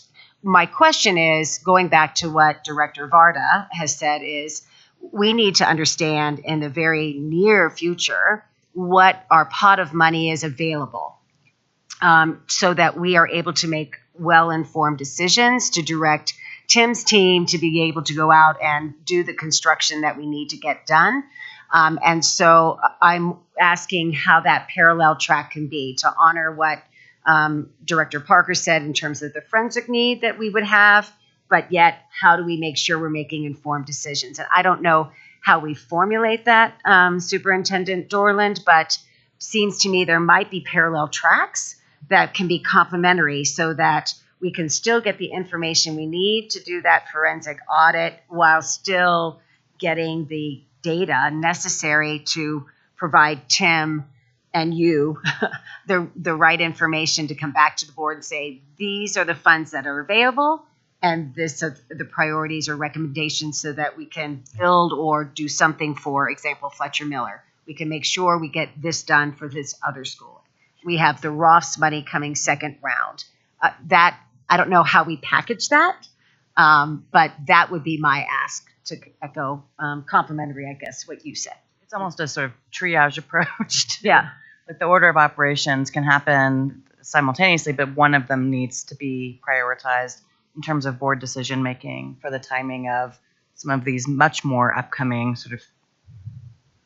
But complementary then with that forensic, so that Totally. what you said, Part of a Director bigger Reed, is that we've learned our lesson. We've realized what has happened. We're going to do a great job next time we go out with all the lessons learned. This is what was awesome, and this is where we are strengthening our processes. So it's. So I don't really know what I just asked. I think that there's alignment. Is what I'm hearing. Is that there's alignment for sort of complementary, but two outcomes for something moving forward that it would be great for the board to get more information on around sort of more short-term accounting of what do we really have. I can't remember what you call that, forensic accounting? The forensic audit. Yeah. And then something that is a more comprehensive look at what have we done, what has gone well, and what are some process improvement possibilities for the bond program as a whole. I'll turn it to you, Superintendent Dorland, in terms of, or Mr. Supas, yeah. Yeah, I appreciate your feedback. I mean, it's actually really helpful to hear where you're coming from. We can come back to you, right? We have to talk with the other parties and both communicate to them what we think we're hearing and then get back from them what they think they can do and in what time periods and costs. We'll get it right on that. I'm hopeful Ms. Copeland's back next week, but as soon as she is back, we will engage with them and we'll put something together. We'll bring it to the superintendent, get her feedback, and allow her to say how she wants to bring it back to you.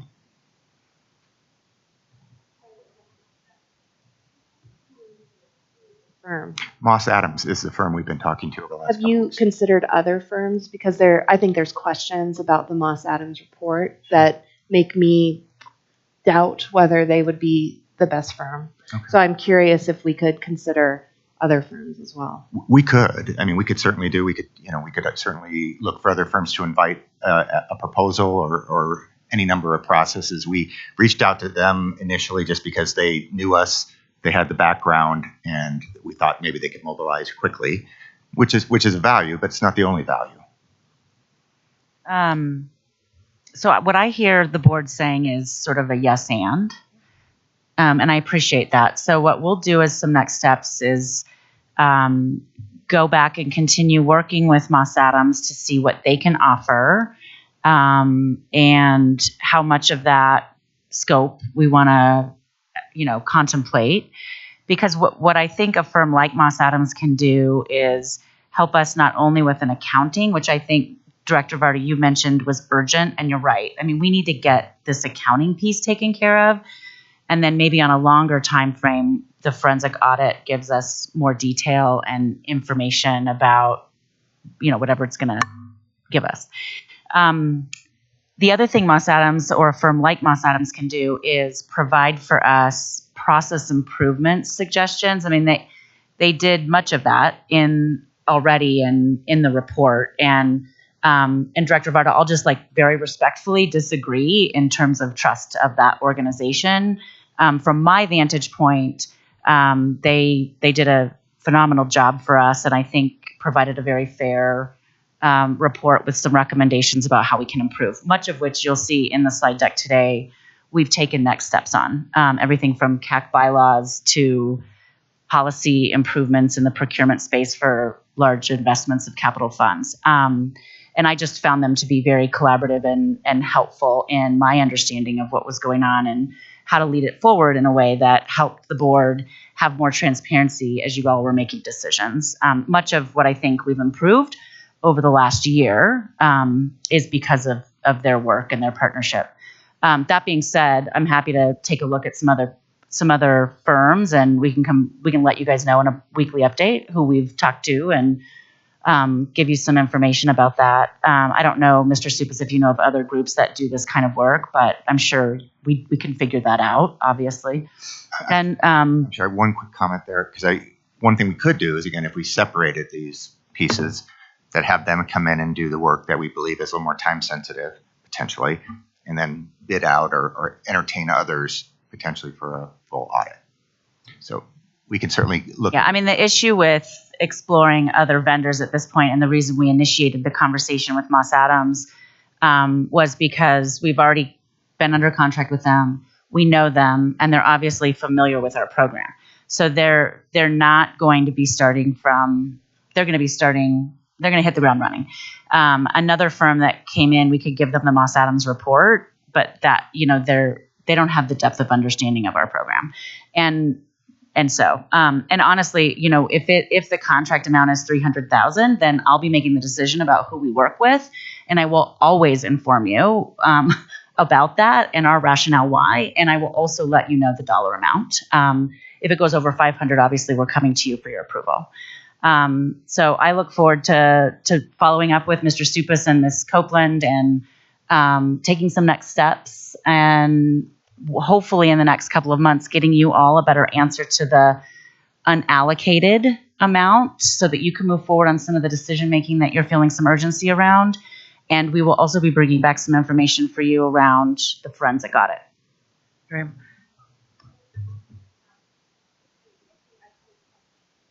Superintendent Dorland, that you will consider too is like so much of this is what Director Schooley was talking about, trust.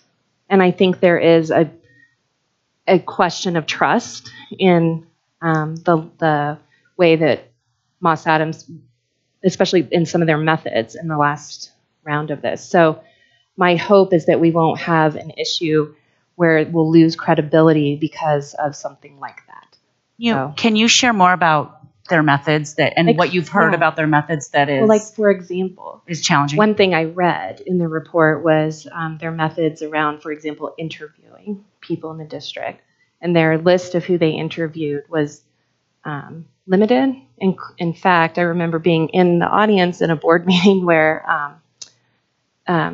Susan Harmon mentioned that she never got to do her interview with them. So there was a discussion around the lack of representation in their data samples in their qualitative work. And then I read the report and I read the same thing. And you can see the list of who they interviewed, and it is an interesting group. So that's an example. No, that's helpful. And it was our facilities team that recommended who they speak to. And so, and I know Ms. Harmon was offered an interview, and I don't know why that didn't get scheduled. Early. So it sounds like then we are directing you to move forward with some options around this, and then you can come back to us to let us understand better rationale for different directions forward. Obviously, if we need to be engaged in approval of something, that is also, and then I think you've heard some of the kind of values and components that we'd like for you to keep in mind as you engage in that work. Thank you. Yes, and I do have one other question because I would like to hear from other board members. I don't want to go off and do something and then there's a complete distrust of the work that's been done that we've invested in. Do other board members have concerns about continuing to partner with Moss Adams, given that they can hit the ground running, given that there's some feedback about the previous process? I just need to know if there's going to be a board majority that will not, be okay with information that we receive from this firm. All right, so let's just spend because I think it's important. You don't want to have something be discredited right after, or the trust is real. Trust is real. So any other concerns, or I'm happy to. My only challenge, I think that the efficiency that they bring in terms of understanding systems is a real positive, especially with some of the urgency. I wish that, and no offense to them, but I wish that the name of their organization wasn't like a dirty word, because at this point it has been bantered about a lot in ways that have been, I think, it's not politicized, that's not the right word, but a little bit polarizing, depending on the actions that certain community members think we should or should not have taken. So that, I think, is an unfortunate thing, and I don't know how that impacts what their ability to bring forth recommendations and a message that will be universally accepted. That's an unknown for me. I appreciate, though, that they have a starting point that would allow for them to get to work. But I'd love to hear from other board members, because I agree. I don't want that to be a stop-start. I know when we sat in on the committee in the selection of Moss Adams, we had 4 or 5 other accounting firms, and the one other one, and I'm blanking on it, and it's a big 4. I'm sorry. Do you remember? I'm trying. Yeah, and it was 3 times the amount of money to cost. And I will say that Moss Adams came highly recommended, because this is what all they do over in California and Oregon and Washington and across the country, is they do bond work. And so I have the utmost trust in their work. They are well respected in the bond world. And if we want to go back and explore somebody else, I will say that who we bring in will cost the same, if not 2 or 3 times the amount. So that is something for us to be thinking about as well. Other board members? Director Reed? So, like you, I'm just going to be the board member who makes the admission that I don't understand all of the components of what makes a company good at this or not good at this. And I do appreciate Director Varda's expertise in data science. So the one thing I would say, I'm not super invested in having them or not having them, to be honest. But I would say that I would trust her judgment in at least advising them on, if the qualitative data that we gathered was maybe not everything that it needed to be, that maybe some of these pieces would need to be redone, even though we've said, well, you've already done the groundwork. And so, maybe there are some pieces that would need to be redone, and that we would need to look at those. Well, I just want to add to that, because I really appreciate the opportunity for us to give them that feedback and maybe allow them to relook at some things, because I believe with a change in leadership that they will receive more collaboration from our team. Director Parker, I'm sorry, Director Reed, were you done with your? Okay, great. I very much appreciate what Dr. Varda said. That's another thing I heard about the Moss Adams report, that it did not talk to as many people as it could have. So if we could expand the number of people that are included in their next step. But I do very much appreciate that they've already gotten their foot in the door. They understand it. They could hit the ground running. And I think that's a very big plus for them. Okay, so what I am hearing is that it would be healthy to have a conversation. I'm like, come on, we can do this, everyone. To have a conversation around some of this perception methods, so it's perception and reality, in terms of engaging in new work, because that will come along with it. And that what I'm hearing is that then we can move forward in terms of efficiency. Please. Best practice in this kind of work. I don't see anything wrong with rebidding it. The question about how much they cost compared to others is totally unknown. This sounds like it was years ago, and costs have changed. Like we don't know what they're going to ask for this compared to what others would ask for it. And I also think there's probably an advantage of a neutral party approaching this work at this point, given how politically charged it is and trust issues. So I think there's some advantages to having a new eyes on it also. What is a typical time frame for sending something like that out to get bids, receive them, review them? I'm just curious and trying to balance the urgency of I do think we've got in the next month or so a decision making that could be really helpful to have some of that first layer to be. So I'd like to get clarity on that.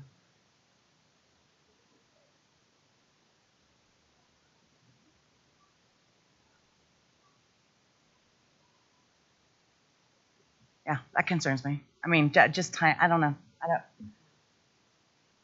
What? Can you turn your? Can you say that one more time in your microphone? Sorry. I don't know if I think what Director Reed and Director Parker and I and where you are standing, but I think the qualitative concerns that were raised by Director Barta, could they be addressed in some way that are satisfactory? And I think that echoes what I don't want to put words in your mouth, but I think that's what Director Parker said and Director Reed said. Yeah. So, trying to assuage the concerns and also moving forward. Yeah, I was just really trying to respond to the last comment that was made in terms of the timing balance with the urgency. I understand. I hear what you're saying. My priority would be around being able to make good decisions as a board on decisions that need to be made a little bit sooner than later. And so my perspective is we address these in a very honest and transparent way with the vendor. It's your decision to make as superintendent, as long as it's not above a certain threshold. You've been very transparent with us as board members around your why for decision making. So I'm comfortable moving forward in that, recognizing that conversation needs to be had. But I also, that's what I'm hearing broadly. Am I wrong? Okay, then that's what we're going to do. I think Mr. Supas, Mr. Reed, and I are clear. Great. Fantastic. Thank you, board. Thank you both, gentlemen, for being here and for walking us Thank through you. that. I apologize for a little time overrun, but it's super helpful information, and it's important for us as board members to have that clarity. I'm going to ask if we can just take a 5-minute break, and then we will reconvene with guests that will talk about our regional opportunities work to close out our meeting. All right, thank you all.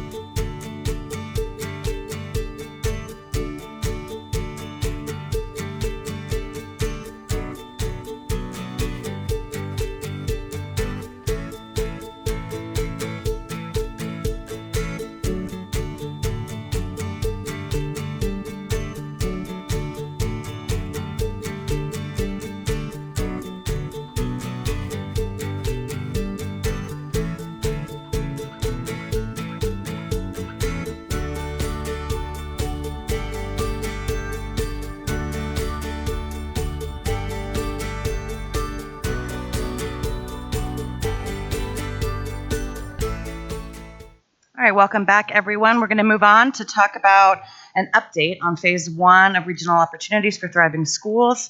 Staff will begin to share some context and framing around Phase 2 of this work.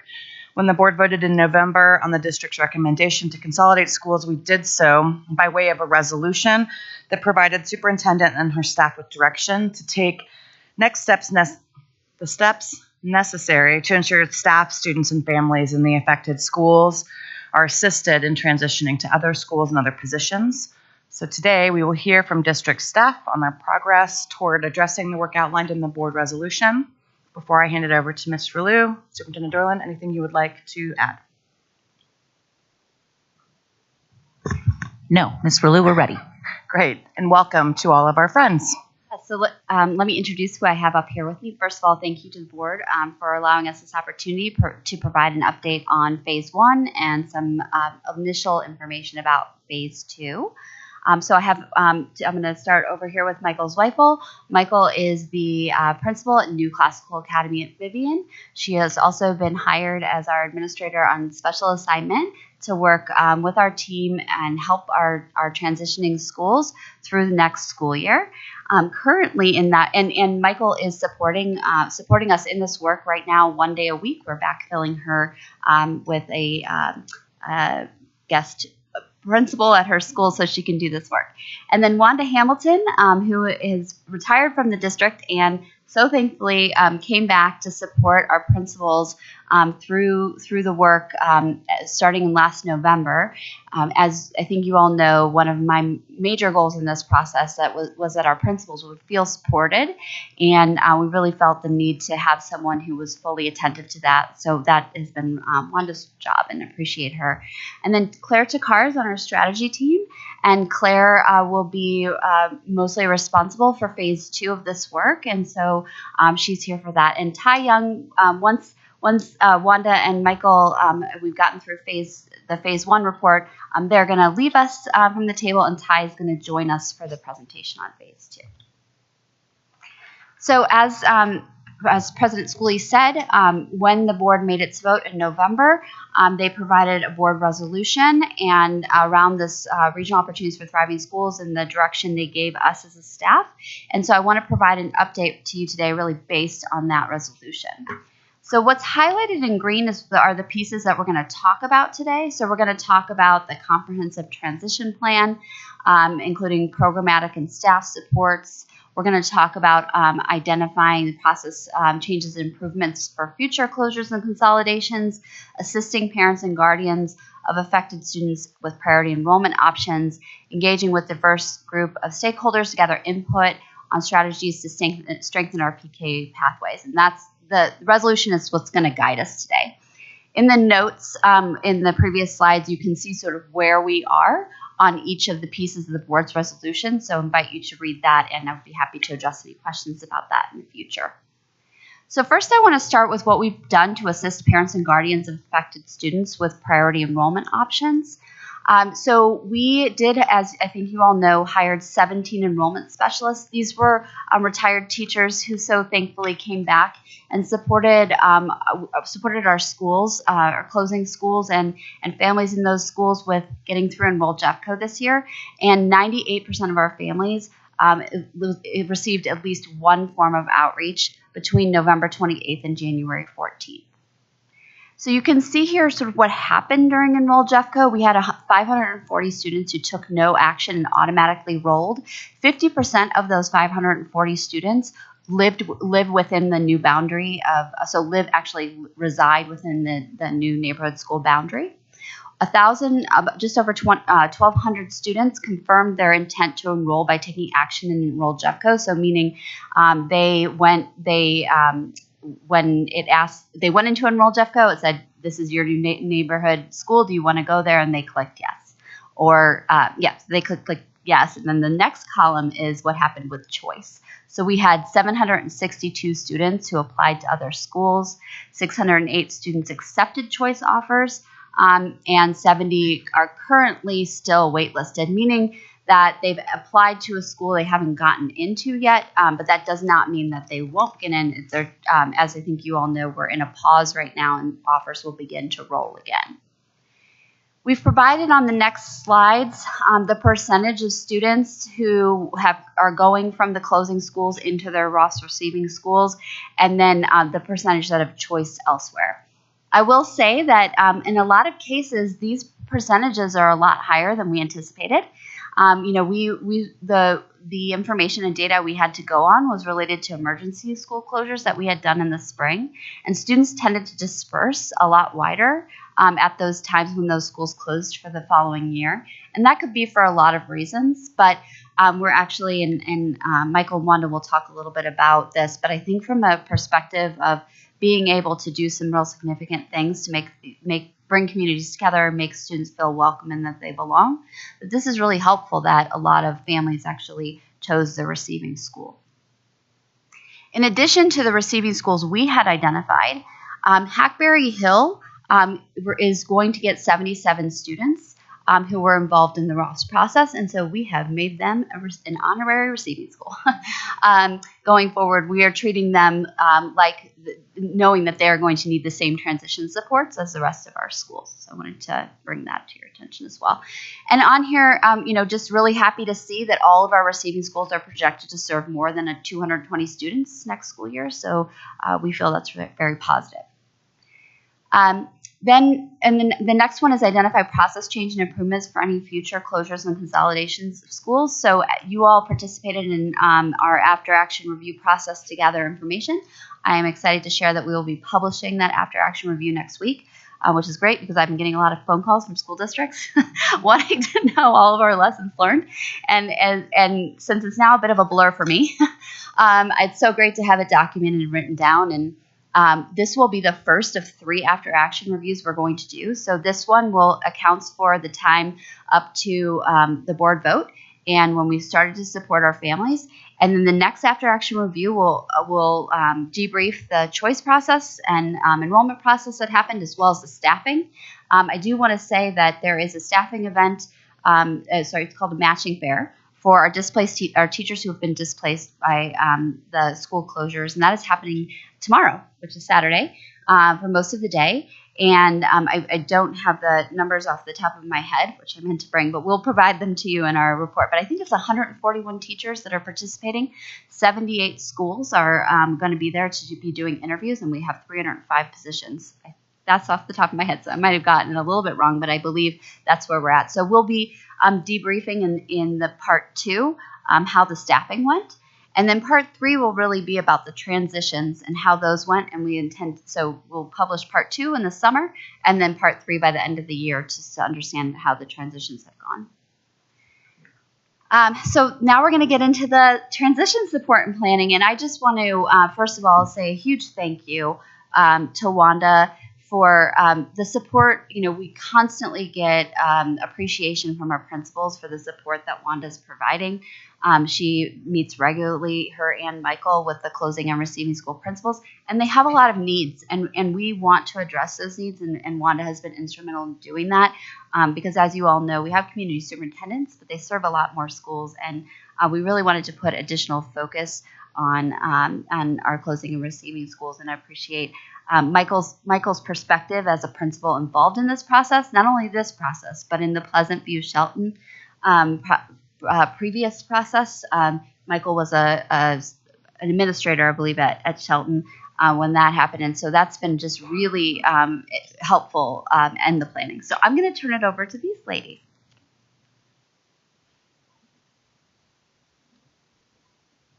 Good afternoon. Can you hear me? All right. So thank you, Lisa, for the introduction, and we are happy to report on the work that we're doing with schools and principals.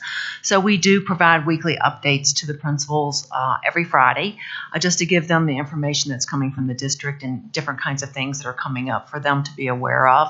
We meet bi-weekly with both groups of principals, both closing and receiving schools. We often invite departments to share their information, such as special education or human resources, on things that are coming up. We work closely with the principals in terms of facilitating the work between the two partners, both the closing and the receiving school. It's a continual consultation with central departments. The matching fair has been a huge focus for us, and we've met with human resources on a weekly basis, and human resources have been wonderful in terms of answering the questions that all the principals have. They've attended our biweekly meetings. There are continual questions and things that come up, and we try to troubleshoot those and be available. I think the big piece that we do is that we're there available for principals when they need extra support, whatever the reason may be.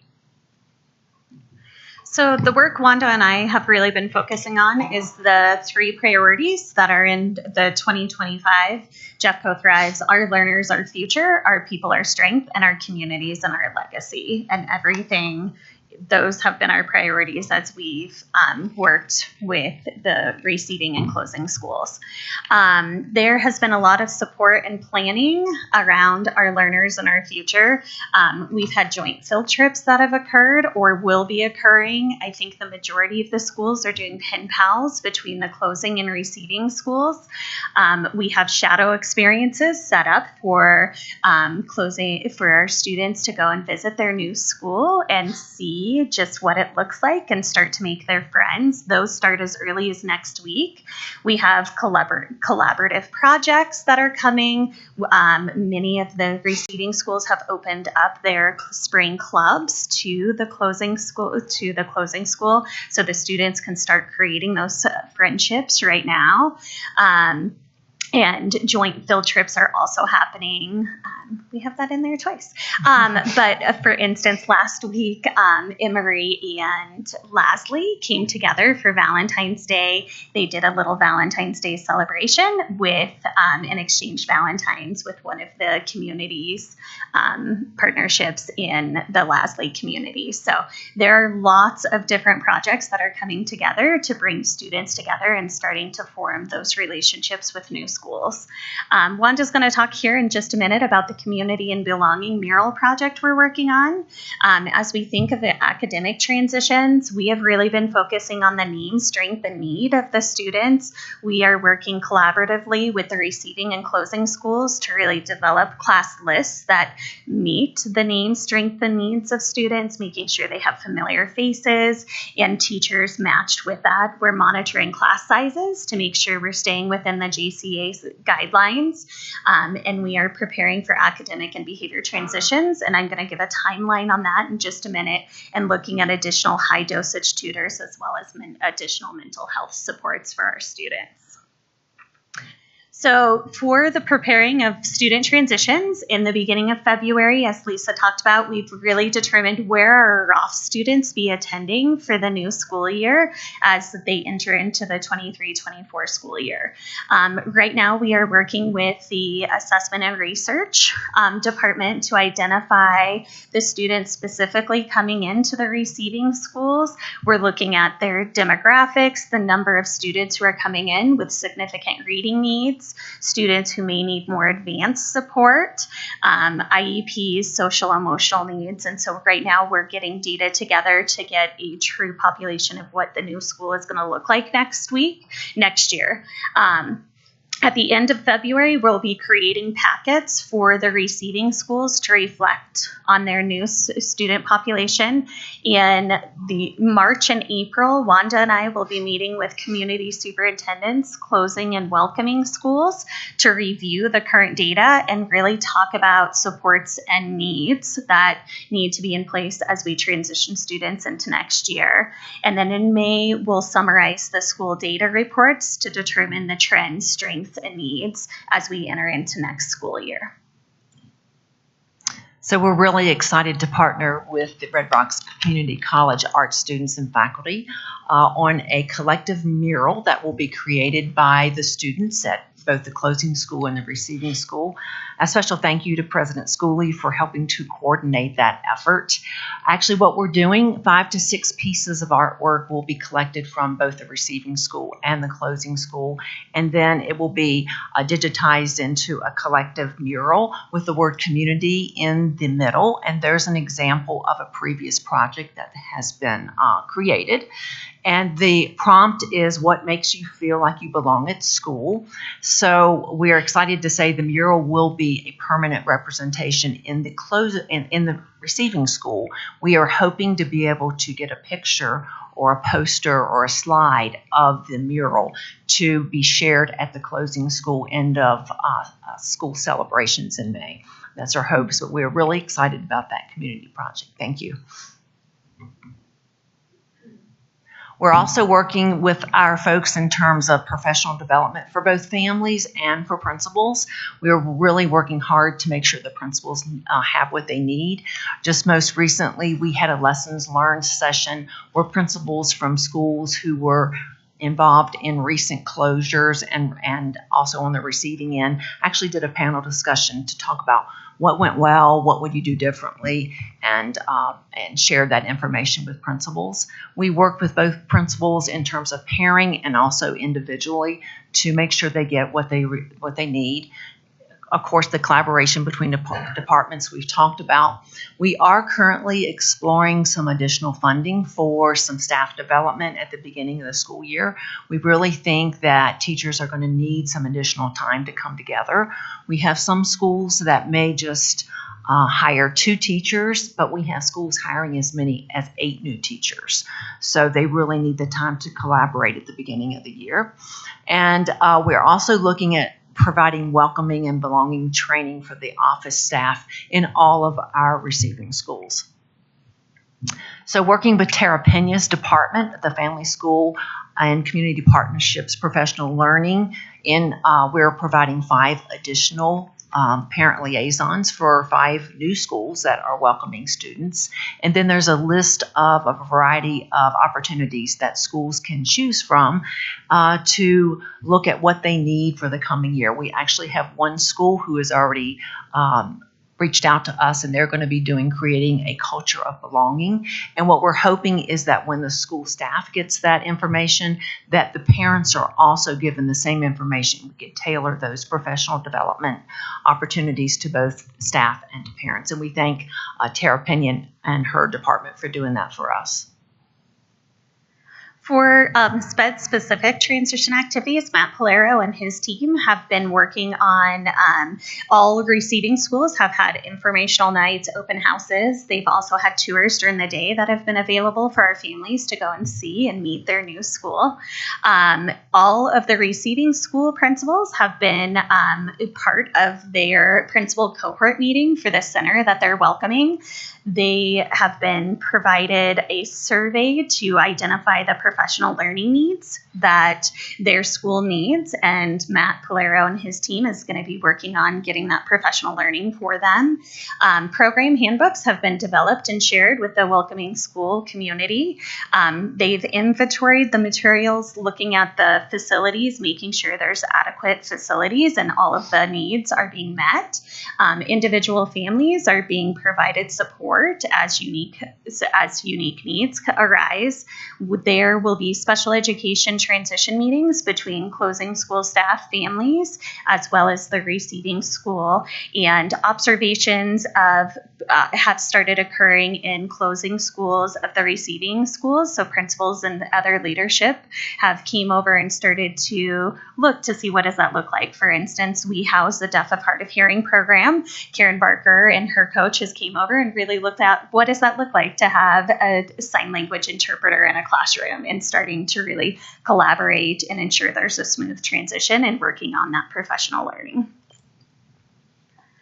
For our communities, our legacies, we have been partnering with the comms teams to create an FAQ for new families, just what's important to know about your new school. So we're in the process of doing that. There has been joint movie nights that are planned for this spring, community picnics, combined PTOs and PTAs. Also, current SAC members from closing schools have been joining the receiving schools and have been part of the budget discussions that are that just took place, I should say. Principal coffees have been happening where they can join both principals. There's some end of year carnivals, family tours, and there's been even some really unique ideas out there, such as having like parent liaison who will directly reach out to the new families and call the new families as a welcoming. So lots of really great things that are happening, and a lot of really planning about those intentional welcome backs for the students and families, and how do we welcome back in August and ensure that we really have that community of belonging. For academic success, similar to what Wanda talked about, was that family and community learning, making sure that we engage communities and our families in the same learning that staff is having. Staff is taking place in.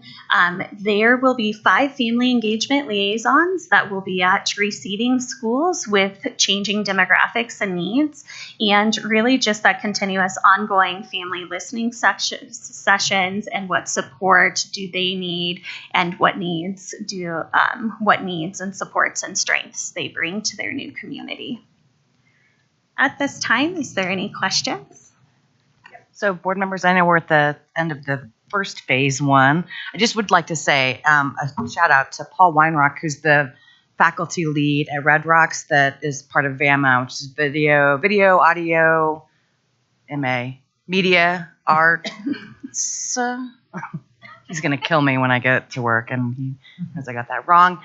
But because when I approached him with this idea, he's just like, let's do it. And in partnership with folks at Warren Tech as well that work on these projects, and their student club is involved, and so the students are very excited to be able to be part of this, and they're looking forward to those end of year events where they can kind of see how this translates. So big props to him for jumping on in. All right, board members, I think Ms. Parker. Thank you so much. I think it's wonderful. The work that you're doing to merge the communities is just really special. I'm really excited about it. I have 2 questions that are kind of related. One is, do we know how many program families, i.e. they're in affected needs or whatever, chose not to go to receiving schools?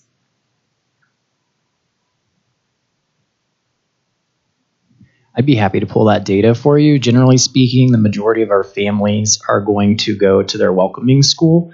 But we do have a couple of families that I know we've been working with to identify choice options for them. But I'll add that data to a board update for you.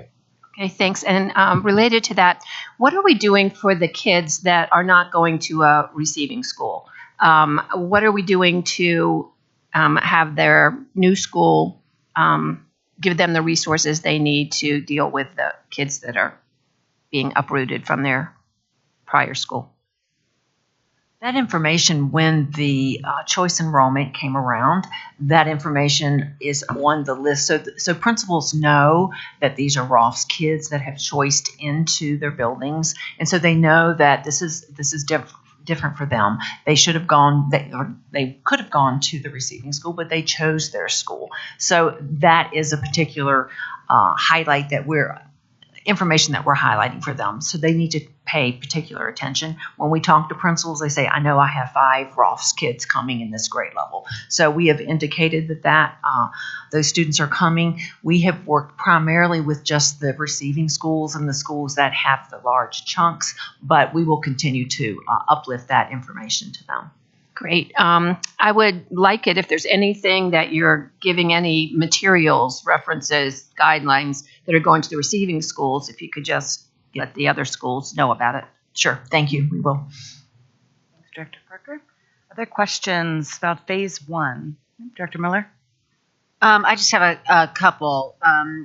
First, if we go back to the beginning when we were talking about the kind of the check-ins check-in 1, check-in 2, check-in 3, and 3 will be at the end of next year. December of 23. Okay, I guess my question is, are we going to be missing anything in that review as we move into the next phase? Could you ask more specifically? Yeah, sure. So I guess when we're looking back at let me go back to the page. Where is it?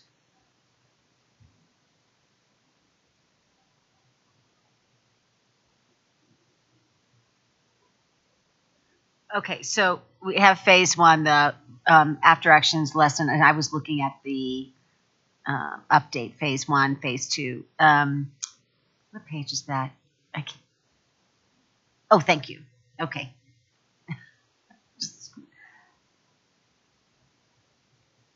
I guess my question is, the part 1 of an anticipated 3-part report summarizing all findings is to be finalized. And so if we are finalizing a report later, after we've already started to move into the second phase, are we going to miss anything from that report outcome? Yeah, so I think I understand your question, and I think this is just written really confusing. So we sort of finished the first part. We'll capture sort of what happened through the end of last calendar year, to the end of 2022, the one that'll come out next week. We're already starting to capture what's going to go into part 2, which will have started with the enrollment period and the staffing, the start of the transitions. So that'll cover January through May. And then the next one will cover August through December in terms of the start of the transitions. Now, we may decide we need another one. What I didn't want to do is wait until we know everything, because people want to know what have we learned, and we need to learn from, our whole organization needs to learn from it as well. So that's sort of what makes sense to us right now, but we may need additional after action reviews. Okay, so basically what we are doing is reporting out after each component is implemented, so that we're kind of keeping track of what worked, what didn't work, how we tweak again. So it's kind of a real fast review right behind us. Exactly. And I think it's just, all the things that happened sort of in that time period, we're looking at around the work and the impacts of it, the intended and unintended consequences, and what we will highlight the big things that happened. And so this past period will be, or the one we're in right now, will be a lot around enrollment and staffing. Okay, most helpful. Thank you. Yeah. And then going back to the implementation and the transfer, Michael, I'm really appreciative that you are part of this, since you were part of the Sheldon and Pleasant View. And so the lessons learned that you had from that experience, I'm sure, is relayed in a lot of this work that we're seeing right here. Would that be a fair statement? Yes, that would be accurate. Okay, thank you. I'm glad that's the case. And then when we're talking about the transition for the children into the new schools, and potentially, I can't remember if you said the funding that we might be giving for professional development, or the transition timing, will that be through the summer? Are we looking at the children in May and identifying how we're going to be putting them in classrooms and letting teachers know ahead of time? How is that handoff taking place, and how will we support them from professional learning and or engagement? Right. We're exploring the funding at this point. We would look at professional learning, bringing teachers in an extra day, maybe an extra 2 days, looking at the needs of the building. So is it a big change in demographics for the receiving school? Are they getting additional center programs? Are they getting a large number of staff members that maybe a school that only has 2 compared to 8? So we will have to prioritize those schools. We would certainly like to have the funding for all of the schools to come back early, but we know we will have to prioritize some of those schools that have the most needs. Thank you. Yeah, Director Varda. Great to hear all the work. I just have 2 questions. One is, I'm guessing cannot have an answer today, but I noticed Peck and Thompson had almost 50% or less of their kids go to the receiving school. I'm guessing a lot of those went to Hackberry. It's just like a neighboring school. But there seems like about 51 kids that didn't. At some point, I'd be interested to know where they went, especially if they crossed to the next articulation area. Because they seem to have the lowest number of that went to the receiving school. So I just think there's something there to dig into and also support around some of that looks different from the rest of the district. And the other thing is, I was wondering, you said that every family had at least one contact from a family liaison. And I wonder if we do have any evaluation kind of data on that, any feedback on how that went, especially for example, Spanish-speaking families or families who maybe don't understand the systems as well as others, whether that was enough, whether that was effective. I've heard concerns that there are some families that even though it's translated into Spanish, the families don't read or write. So it's not even helpful to get it home in Spanish, but that they need someone to actually talk them through the thing. So I just wondered if we have any lessons learned that we can take as we go into our next phase, that we could make sure that we're doing that work well. Thanks. Thank you for bringing that up, Dr. Farr. We'll definitely, we have not done a survey or asked families about that, but I'll definitely put that on our list of things to do. So thank you.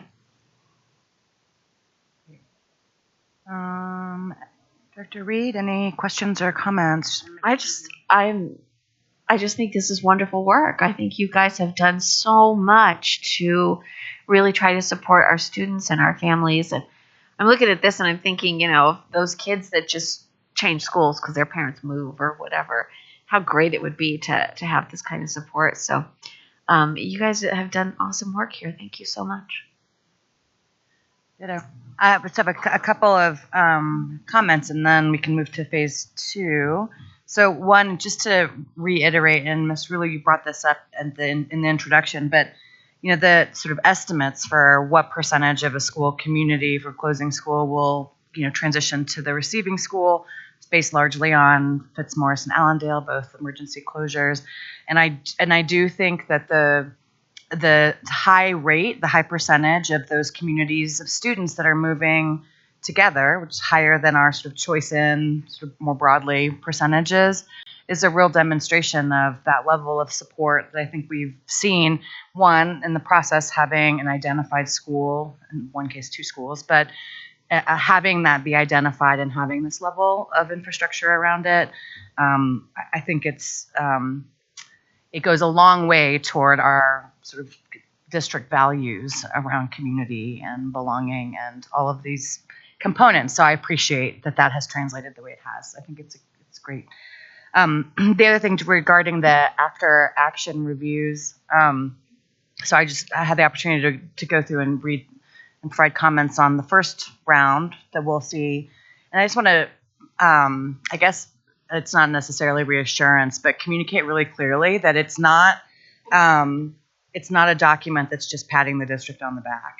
That it is, I think, in my read of it and the sort of way it's been developed, that it is a pretty honest look at the things that worked well, the things that probably could have gone either way, and the things that were some serious, like the trade-offs, and then some lessons learned. And I appreciate the level of just honesty and transparency that I think comes across very clearly in there, that we by no means are perfect as a system, as a district, but that there are some things that we're willing to put out on the table and learn from. So I appreciate that a lot and want the community more broadly to know that it is that engagement as a learning organization is really refreshing. I think it's quite nice, especially as we move forward. Right, that's all that I have. Thank you all so much. Thanks for your work, continued work. Claire, to you too. Yes, enjoy your weekend. We will welcome Ty to come up, and then I'll turn it right back over to you. Thank you. Okay, So as we start to look at regional opportunities for Thriving Schools Phase 2, first, I want you to know that I shared information that was in this deck before we shared it with the board. I shared it with our middle school and K principals, so they understood what was going to be presented. And I also said to them at the time that we are not presenting criteria at this time around potential Phase 2 closure. So that is not in this presentation. That would come at a later date.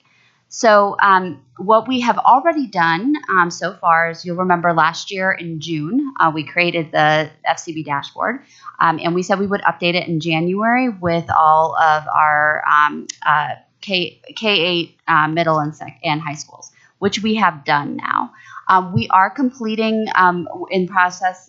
Ty is actually working with our IT folks and Ashley O'Donnell to create we have different information for some of our option and charter schools that doesn't exactly match. So, for example, we do choice in, choice out. We have a chart on FCB for choice in, choice out.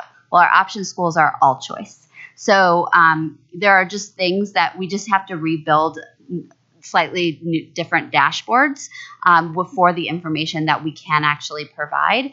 And charter schools, for example, most of them are not in our buildings, so we don't know like their FCI and other things. So we could have a dashboard that just has a lot of things that look like they don't work, or we can build a dashboard that works with the data. And so that's what Ty's been doing, and I just really appreciate our teams for being flexible, and we're working to get those up and together, and keeping our schools posted on that.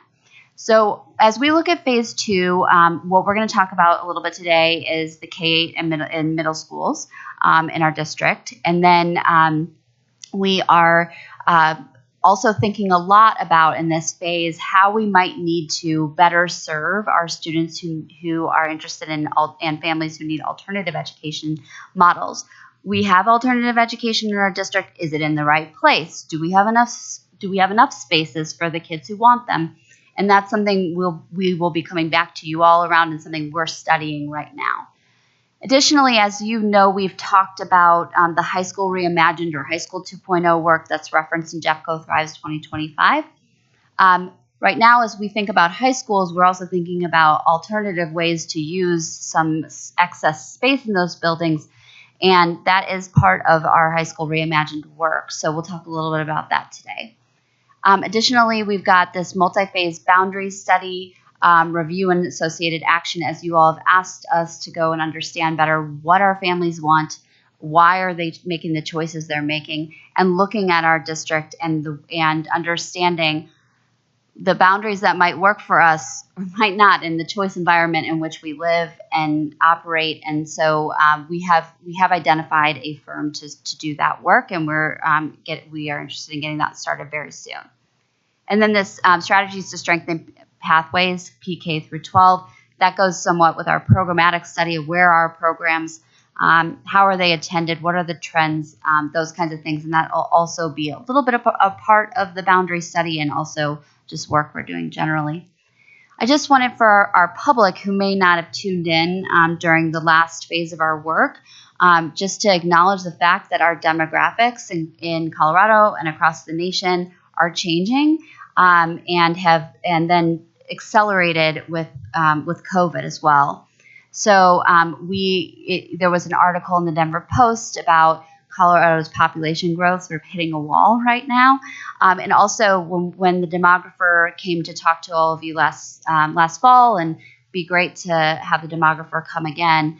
But just understanding that we have a different population in Colorado and in Jeffco than we've had before, and there are fewer school-age children, and that's really what you saw in the census, the 2020 census, and just that we're having lower birth rates. And when people do have children, they are sometimes having fewer children than they used to. And so all of that has an impact, not only on schools, but on communities. And so we'll talk a little bit about how we're working with communities as we move forward.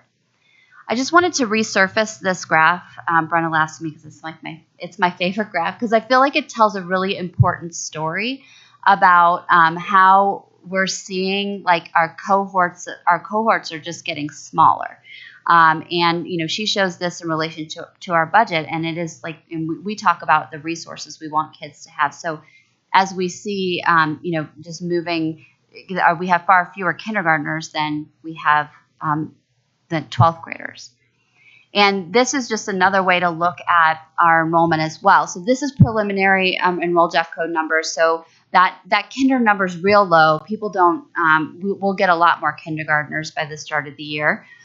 So that's highlighted, and then our graduates for this year are highlighted on the far side. So if you look at this graph diagonally, so if you look green to green, blue to blue, we're actually doing a pretty good job of keeping the kids we have. So second graders, we've got, we have 4,501. And next year in third grade, we're anticipated to have 4,527. So we're doing a pretty good job once our kids come in the system. And this is only district managed, so it doesn't include our charter schools. But we're doing a pretty good job keeping the kids we have. So I do want to comment, just because you guys may remember there was a whiteboard up here during one of your sessions. You talked about the extraordinary student experience for secondary students, and we're not going to iterate on that today, but Dr. Kim has been working with our academic leadership team on iterating that further, and that will be, we'll come back to you guys on that to continue that discussion about what an extraordinary secondary experience is. So today, this is going to be a little bit confusing, so just pause me and ask questions. But we're going to take a look at all the students in Jeffco and our district managed schools that are in grades 6 through 8. And our students in this district in grades 6 through 8 are in different types of schools. Some of them are in K-5s. We have K-8s, we have 6-8s, and we have 7-12s. So, and I just wanted to remind everyone that in 2016, the Jeffco board voted unanimously to approve a large-scale shift to 6th grade into middle schools, with the exception of where K-8 and 7-12 models already existed. So we kept our K-8s, and then 7-12, our 7-12 models are in the Jefferson articulation area and Alameda. Okay. So if you're looking at just and sorry, I think the title of this again is a little bit confusing. This is because I'm pretty sure this is just our 6-8 enrollment. It's not actually middle school. So we'll get that fixed in your materials. So we serve 14,636 students in grades 6 through 8, and you can see where they are. So like in the K-6, for example, that's not all kids K through 6. It's just the 6th graders in K-6s. Does that make sense? Okay. And the 14,000 doesn't include, it lops off that 2,390 charter schools. We're just, the 14,000 is our district managed schools. And then when we start to look at our students in grades 6 through 8 by articulation area, we have 12,835 6 through 8 students who are in grades 6 through 8. They attend 30 schools in 17 articulation areas. And again, our alternative schools and our option schools don't have an articulation area. So that's sort of where you start to see the difference between the 14,000 and the 12,000, because we're not including our alternative and option schools in that, and nor our charters. So we have 17 in our Jeffco, and now we're going to talk about our middle schools specifically. So we have 17 traditional district managed middle schools in 15 articulation areas. They currently serve about 10,000 students, or 73% of our students in grades 6 through 8. And Alameda and Jefferson do not have middle schools. So that's why it's not 17, because we have 17 articulation areas. But we take out Alameda and Jefferson because they don't have any middle schools. So Chatfield and Stanley Lake each have 2 middle schools in their articulation area, feeding their high schools. In 9 of our 15 articulation areas, there's a single middle school that feeds the area high school. And in 3 of our 15 articulation areas, they also have K-8s that feed their high schools. So it's not just a middle school, but there is a K-8 in the area that's feeding the middle school. So then we're going to show here sort of our middle school enrollment over the last 5 years, and the 22-23 numbers are October count from this school year. So you can see sort of the patterns and trends. And What I said to our middle school and K-8 principals when I sent them the message was just that our enrollment issues at the elementary level are rippling up. The declining enrollment is going up, and it's definitely affecting them. Now we have far fewer middle schools and K-8 schools, and so the under enrollment is it's not as extreme, and it's somewhat dispersed among schools. And then if we look at it by articulation area, you can again see sort of the patterns and trends over the past 5 years. And as we did, as we showed it in our elementary presentations last year, so from the FCB dashboard, sort of the range that we are paying per student to educate students in our middle schools. So you see the least amount and the most. So I'm going to pause there because I'm going to go into K-8s, and I'm happy to keep going if that's helpful, President Schooley, or if you'd like me to pause. Are there any clarifying questions? I think we can just go and have questions at the end. Thank you. So Jeffco has 5 traditional district-managed K-8 schools and 5 articulation areas serving 3,300 students. Arvada, Bear Creek, and Chatfield each have 1 K-8 school that feeds into each of their high schools, and Ralston Valley has 2. Arvada K-8, and this is just, I want to point out some interesting nuances about some of our K-8 schools. So Arvada K-8 serves as a feeder middle school for students who live in Lawrence and Peck elementary school attendance areas. So Peck, of course, is going into Seacrest and will no longer be a feeder. I think the feeder is North Arvada Middle School now for their boundary, for the Seacrest boundary, but it has served as kids enter this K-8 school in grade 6, for grades 6 through 8, which is slightly unusual. And then, it wouldn't be unusual if people moved into the neighborhood and just moved in, but that we have it as a feeder middle school is a little bit unusual. And then Bear Creek K-8 is an option school for grades 6 through 8. So the attendance middle school area actually for the students who live in Bear Creek is Carmody, and they can choose to stay for 6 through 8 in Bear Creek. That is also unusual. Bradford North and South, that Bradford is a K-8, and they call it Bradford North and Bradford South, was originally constructed as a K-2 and 3-5 school on one campus in separate buildings. Deer Creek Middle School was the former 6-8 boundary school for students in the Bradford attendance area. And in 2016-17, Bradford changed to a K-8 with one building that houses K-4 and one that houses grades 5 through 8 on one campus with a principal at each school. I'm going to skip, since where we are in time, I'm going to skip all these articulation graphs. We can talk about that. But I want to get to sort of the enrollment patterns and trends on our K-8 schools, which you can see here. And because we have fewer, we're able to show more data here. And then the range in per pupil funding for our K-8 schools. So as we've talked a lot about in this room, this Roth's work is a big puzzle. And we need to assess our middle schools and K-8 schools within the context of our articulation area, and honestly, their impact on one another. How our K-8 schools are impacting our middle schools, and mostly that, and vice versa. We got to look at the whole picture, and also long-term sustainability as we start to look at projections. So we still have a lot of work to do. We just wanted to share with you where we are now, and I'm honestly proud of the fact that I think we shared elementary school data, this type of elementary school data with you all maybe in May or June. So it's nice to be a little bit ahead of things this time, but it means that we're still really contemplating this and making some and building things in our minds.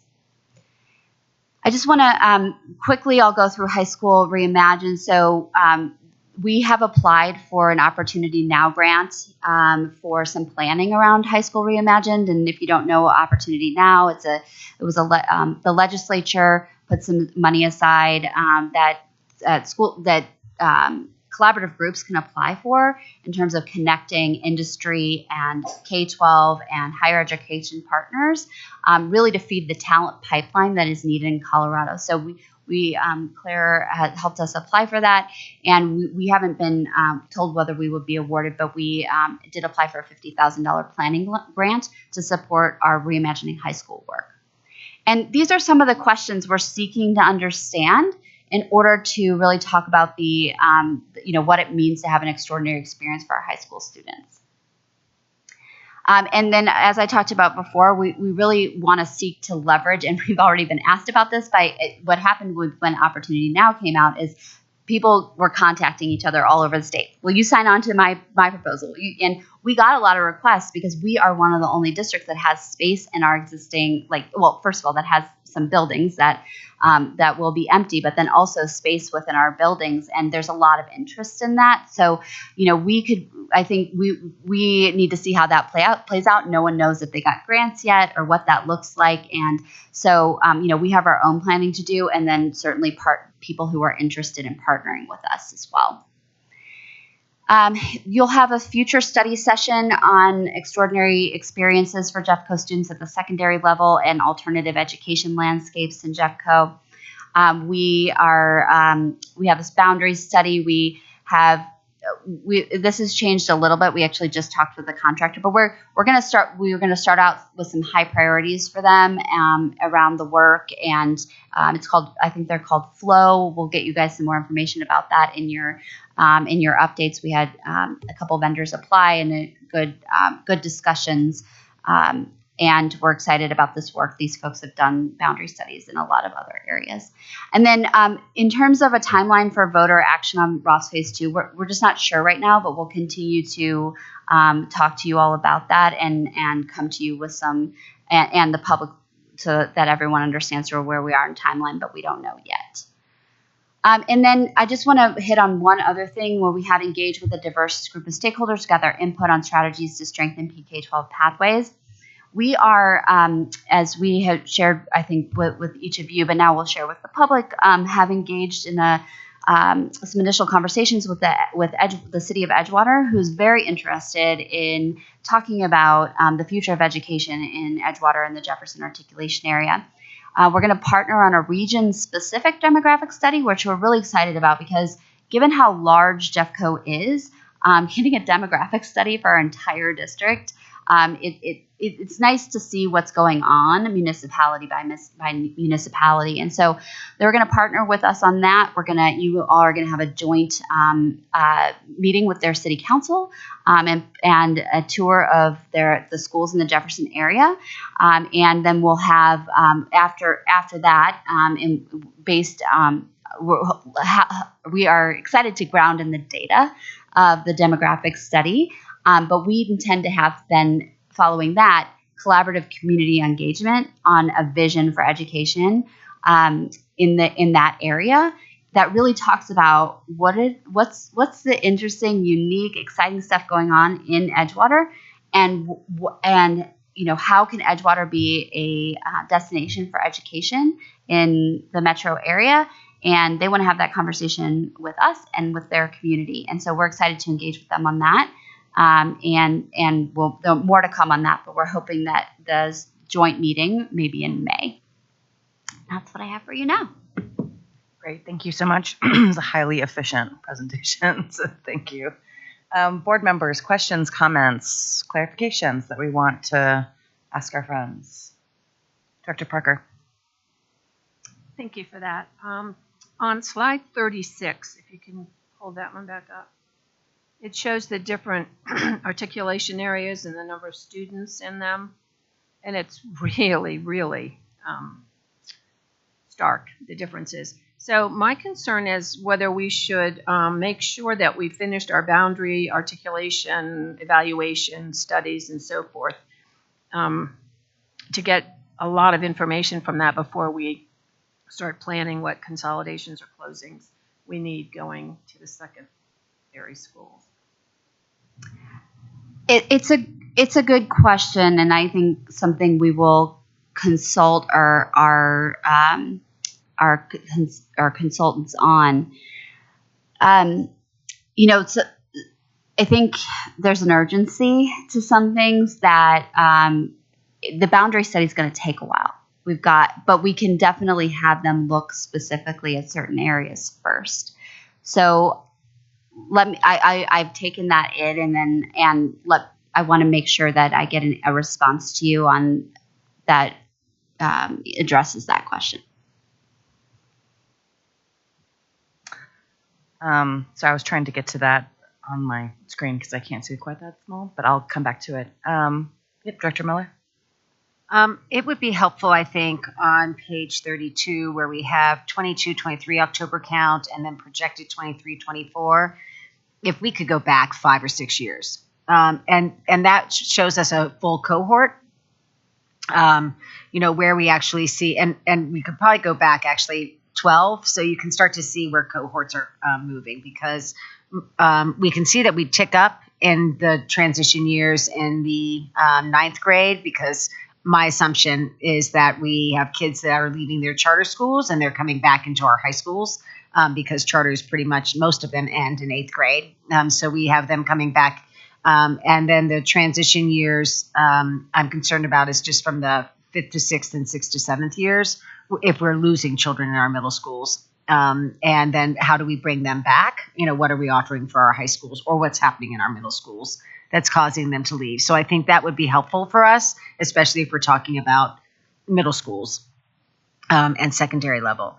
The other question I had is, when you say partnering with us with that grant that you all are proposing, are you speaking of community colleges? Are we talking universities? Are we talking companies? When you say who are you speaking with, that would be helpful. Yeah, so right now we are just asking for a planning grant so we can figure out who the right partners are for us, because in order to qualify for the grant dollars, you have to have partners, like the larger grant dollars, millions of grant dollars. You have to have identified a higher ed industry. I can't remember all the partnerships that are required. What I meant was that people had contacted us to say, we have this idea, will you sign on to it? We told people we're running our own grant. Like, we need to plan to figure out what we need here in Jeffco. So we told some people, you can put in your grant application that you spoke to us, but we haven't committed to anything yet on that end, and we haven't chosen partners to go ask for. I think the next level of funding after planning is like seed, or there's a lot of money available. But if you get what our understanding was that if you get a planning grant this year, and you are more likely to get larger money the following year, and the application, as we understand it, will be due in January of next year. Oh, is it? Okay. And then my third question is, when we start to be talking about potential consolidations and reconfiguration of grades, we have an extensive amount of studies that are sitting out on our own websites of what is best for children and learning environments, which I wish we had paid attention to when we did this reconfiguration to 6th grade, because it was sitting right in front of us. And so I want to make sure that we are taking those studies and all the work that our own group does to make sure that whatever we come up with, because that's not the right, whatever we decide is truly beneficial for children's learning experiences and what is best for kids for that secondary level. Because I think that is something that we kind of missed a few years back if we had just looked at the own research that we had within our own system. Thank you, Director Miller. I believe that's shared by Mary. Director Parker shared that very sentiment with me this morning. So I know Dr. Kim, that's on Dr. Kim's mind. If you want to say. We anticipated and asked the same question. And in fact, Dr. Mack's team has already pulled a considerable amount of data for us on all the various configurations that we do have in the district, whether it's K5, K6, K6, 6-8, and then 6-12 and 7-12, and looking at patterns of achievement and patterns of growth to see how are our students doing, and even accounting for what is the overall population of each school, so that we're really taking into consideration, are we looking at grade configurations within our title schools? Are we looking at grade configurations within all of our schools, within whether it's articulation areas, all of that, to say, how are our children doing in the various grade configurations? Because oftentimes we'll look at national data, and studies, and they will tell us what they're seeing predominantly throughout the country. We asked her to look at our data and what are we seeing, and so we plan on sharing that with you. And that would be great. I guess my question would be, if other people are successful with certain grade configurations with the diversity of population socioeconomically as well as academically, and why aren't we? And so, or why are we better? What are we doing better than others are doing? So it would be both for me, because I think if we are to be world class, we can't be navel gazing. How would you do that? But to me, that's a critical component, that we evaluate how well we're doing against others and benchmarking, but also realizing we might be rocking it in some places, and how do we lift that up? So thank you for that. We'll bring you all of that data. She's anticipated and already put it together, so it'll be part of the conversation as a part of the phase 2 work. Other board members stealing each other's questions. Other questions? I have I guess I have two that I don't know if they're questions or not, but one is in the slide that mentions some of the kind of community engagement. I think it's page 58, but I just want to make sure we're super thoughtful. We have cyclical patterns in some articulation areas more than others of leaning in without there being any intention of action that follows that, which is incredibly frustrating, and has led some community members to believe, well, where's the data from that experience we went through, and why was nothing, because nothing was ever committed. I mean, it was sort of a come together, job well done, and then on our way. So that is a pattern I would really like to quit. Hard stop on that one. And whatever it is that we're going to think about, implement design around community engagement and what that community voice entails for thinking about the secondary experience. And really beyond that, what does this pathway look like for articulation areas? How are we creating healthier articulation area options for families and students, to be really clear about what we're committing to and where that community voice goes. So that's the first part of that. And then I too am intrigued with the timing of the boundary study, and I understand what you're saying around, the kind of how comprehensive it is and how long that will take. I just, in looking at that slide on page 36, it leaves me with a lot more questions than I had before we started this conversation, and how we are thinking about building articulation areas. And I understand that this is tricky water to navigate because people are very attached to the high school that things lead to, and there's patterns in that are traditions and are honored in our communities. And this is quite imbalanced. So in how we're looking at some of the ways in which we can think about shoring up articulation areas and what ways we do that, I don't have a recommendation, but I guess that I would elevate Director Parker's prioritizing the questions that would come out of that kind of boundary study, and how they would will inform some of the decision making that this board and the district are engaged in. That's pretty big deal, that slide. Yeah, it's a big visual. Okay, that's all that I have.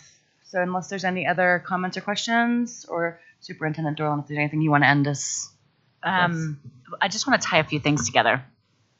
So I appreciate Lisa saying how grateful we are to be showing you this information in February instead of, I think it was May, when we showed you some information similar to this, but different, related to elementary schools.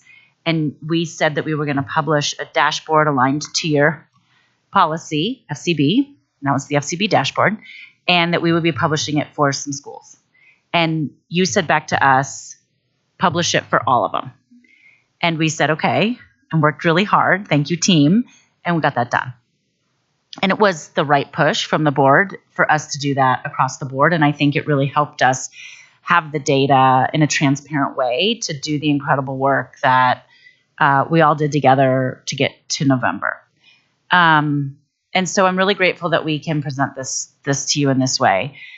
You know, Dr. Varda brought up questions earlier about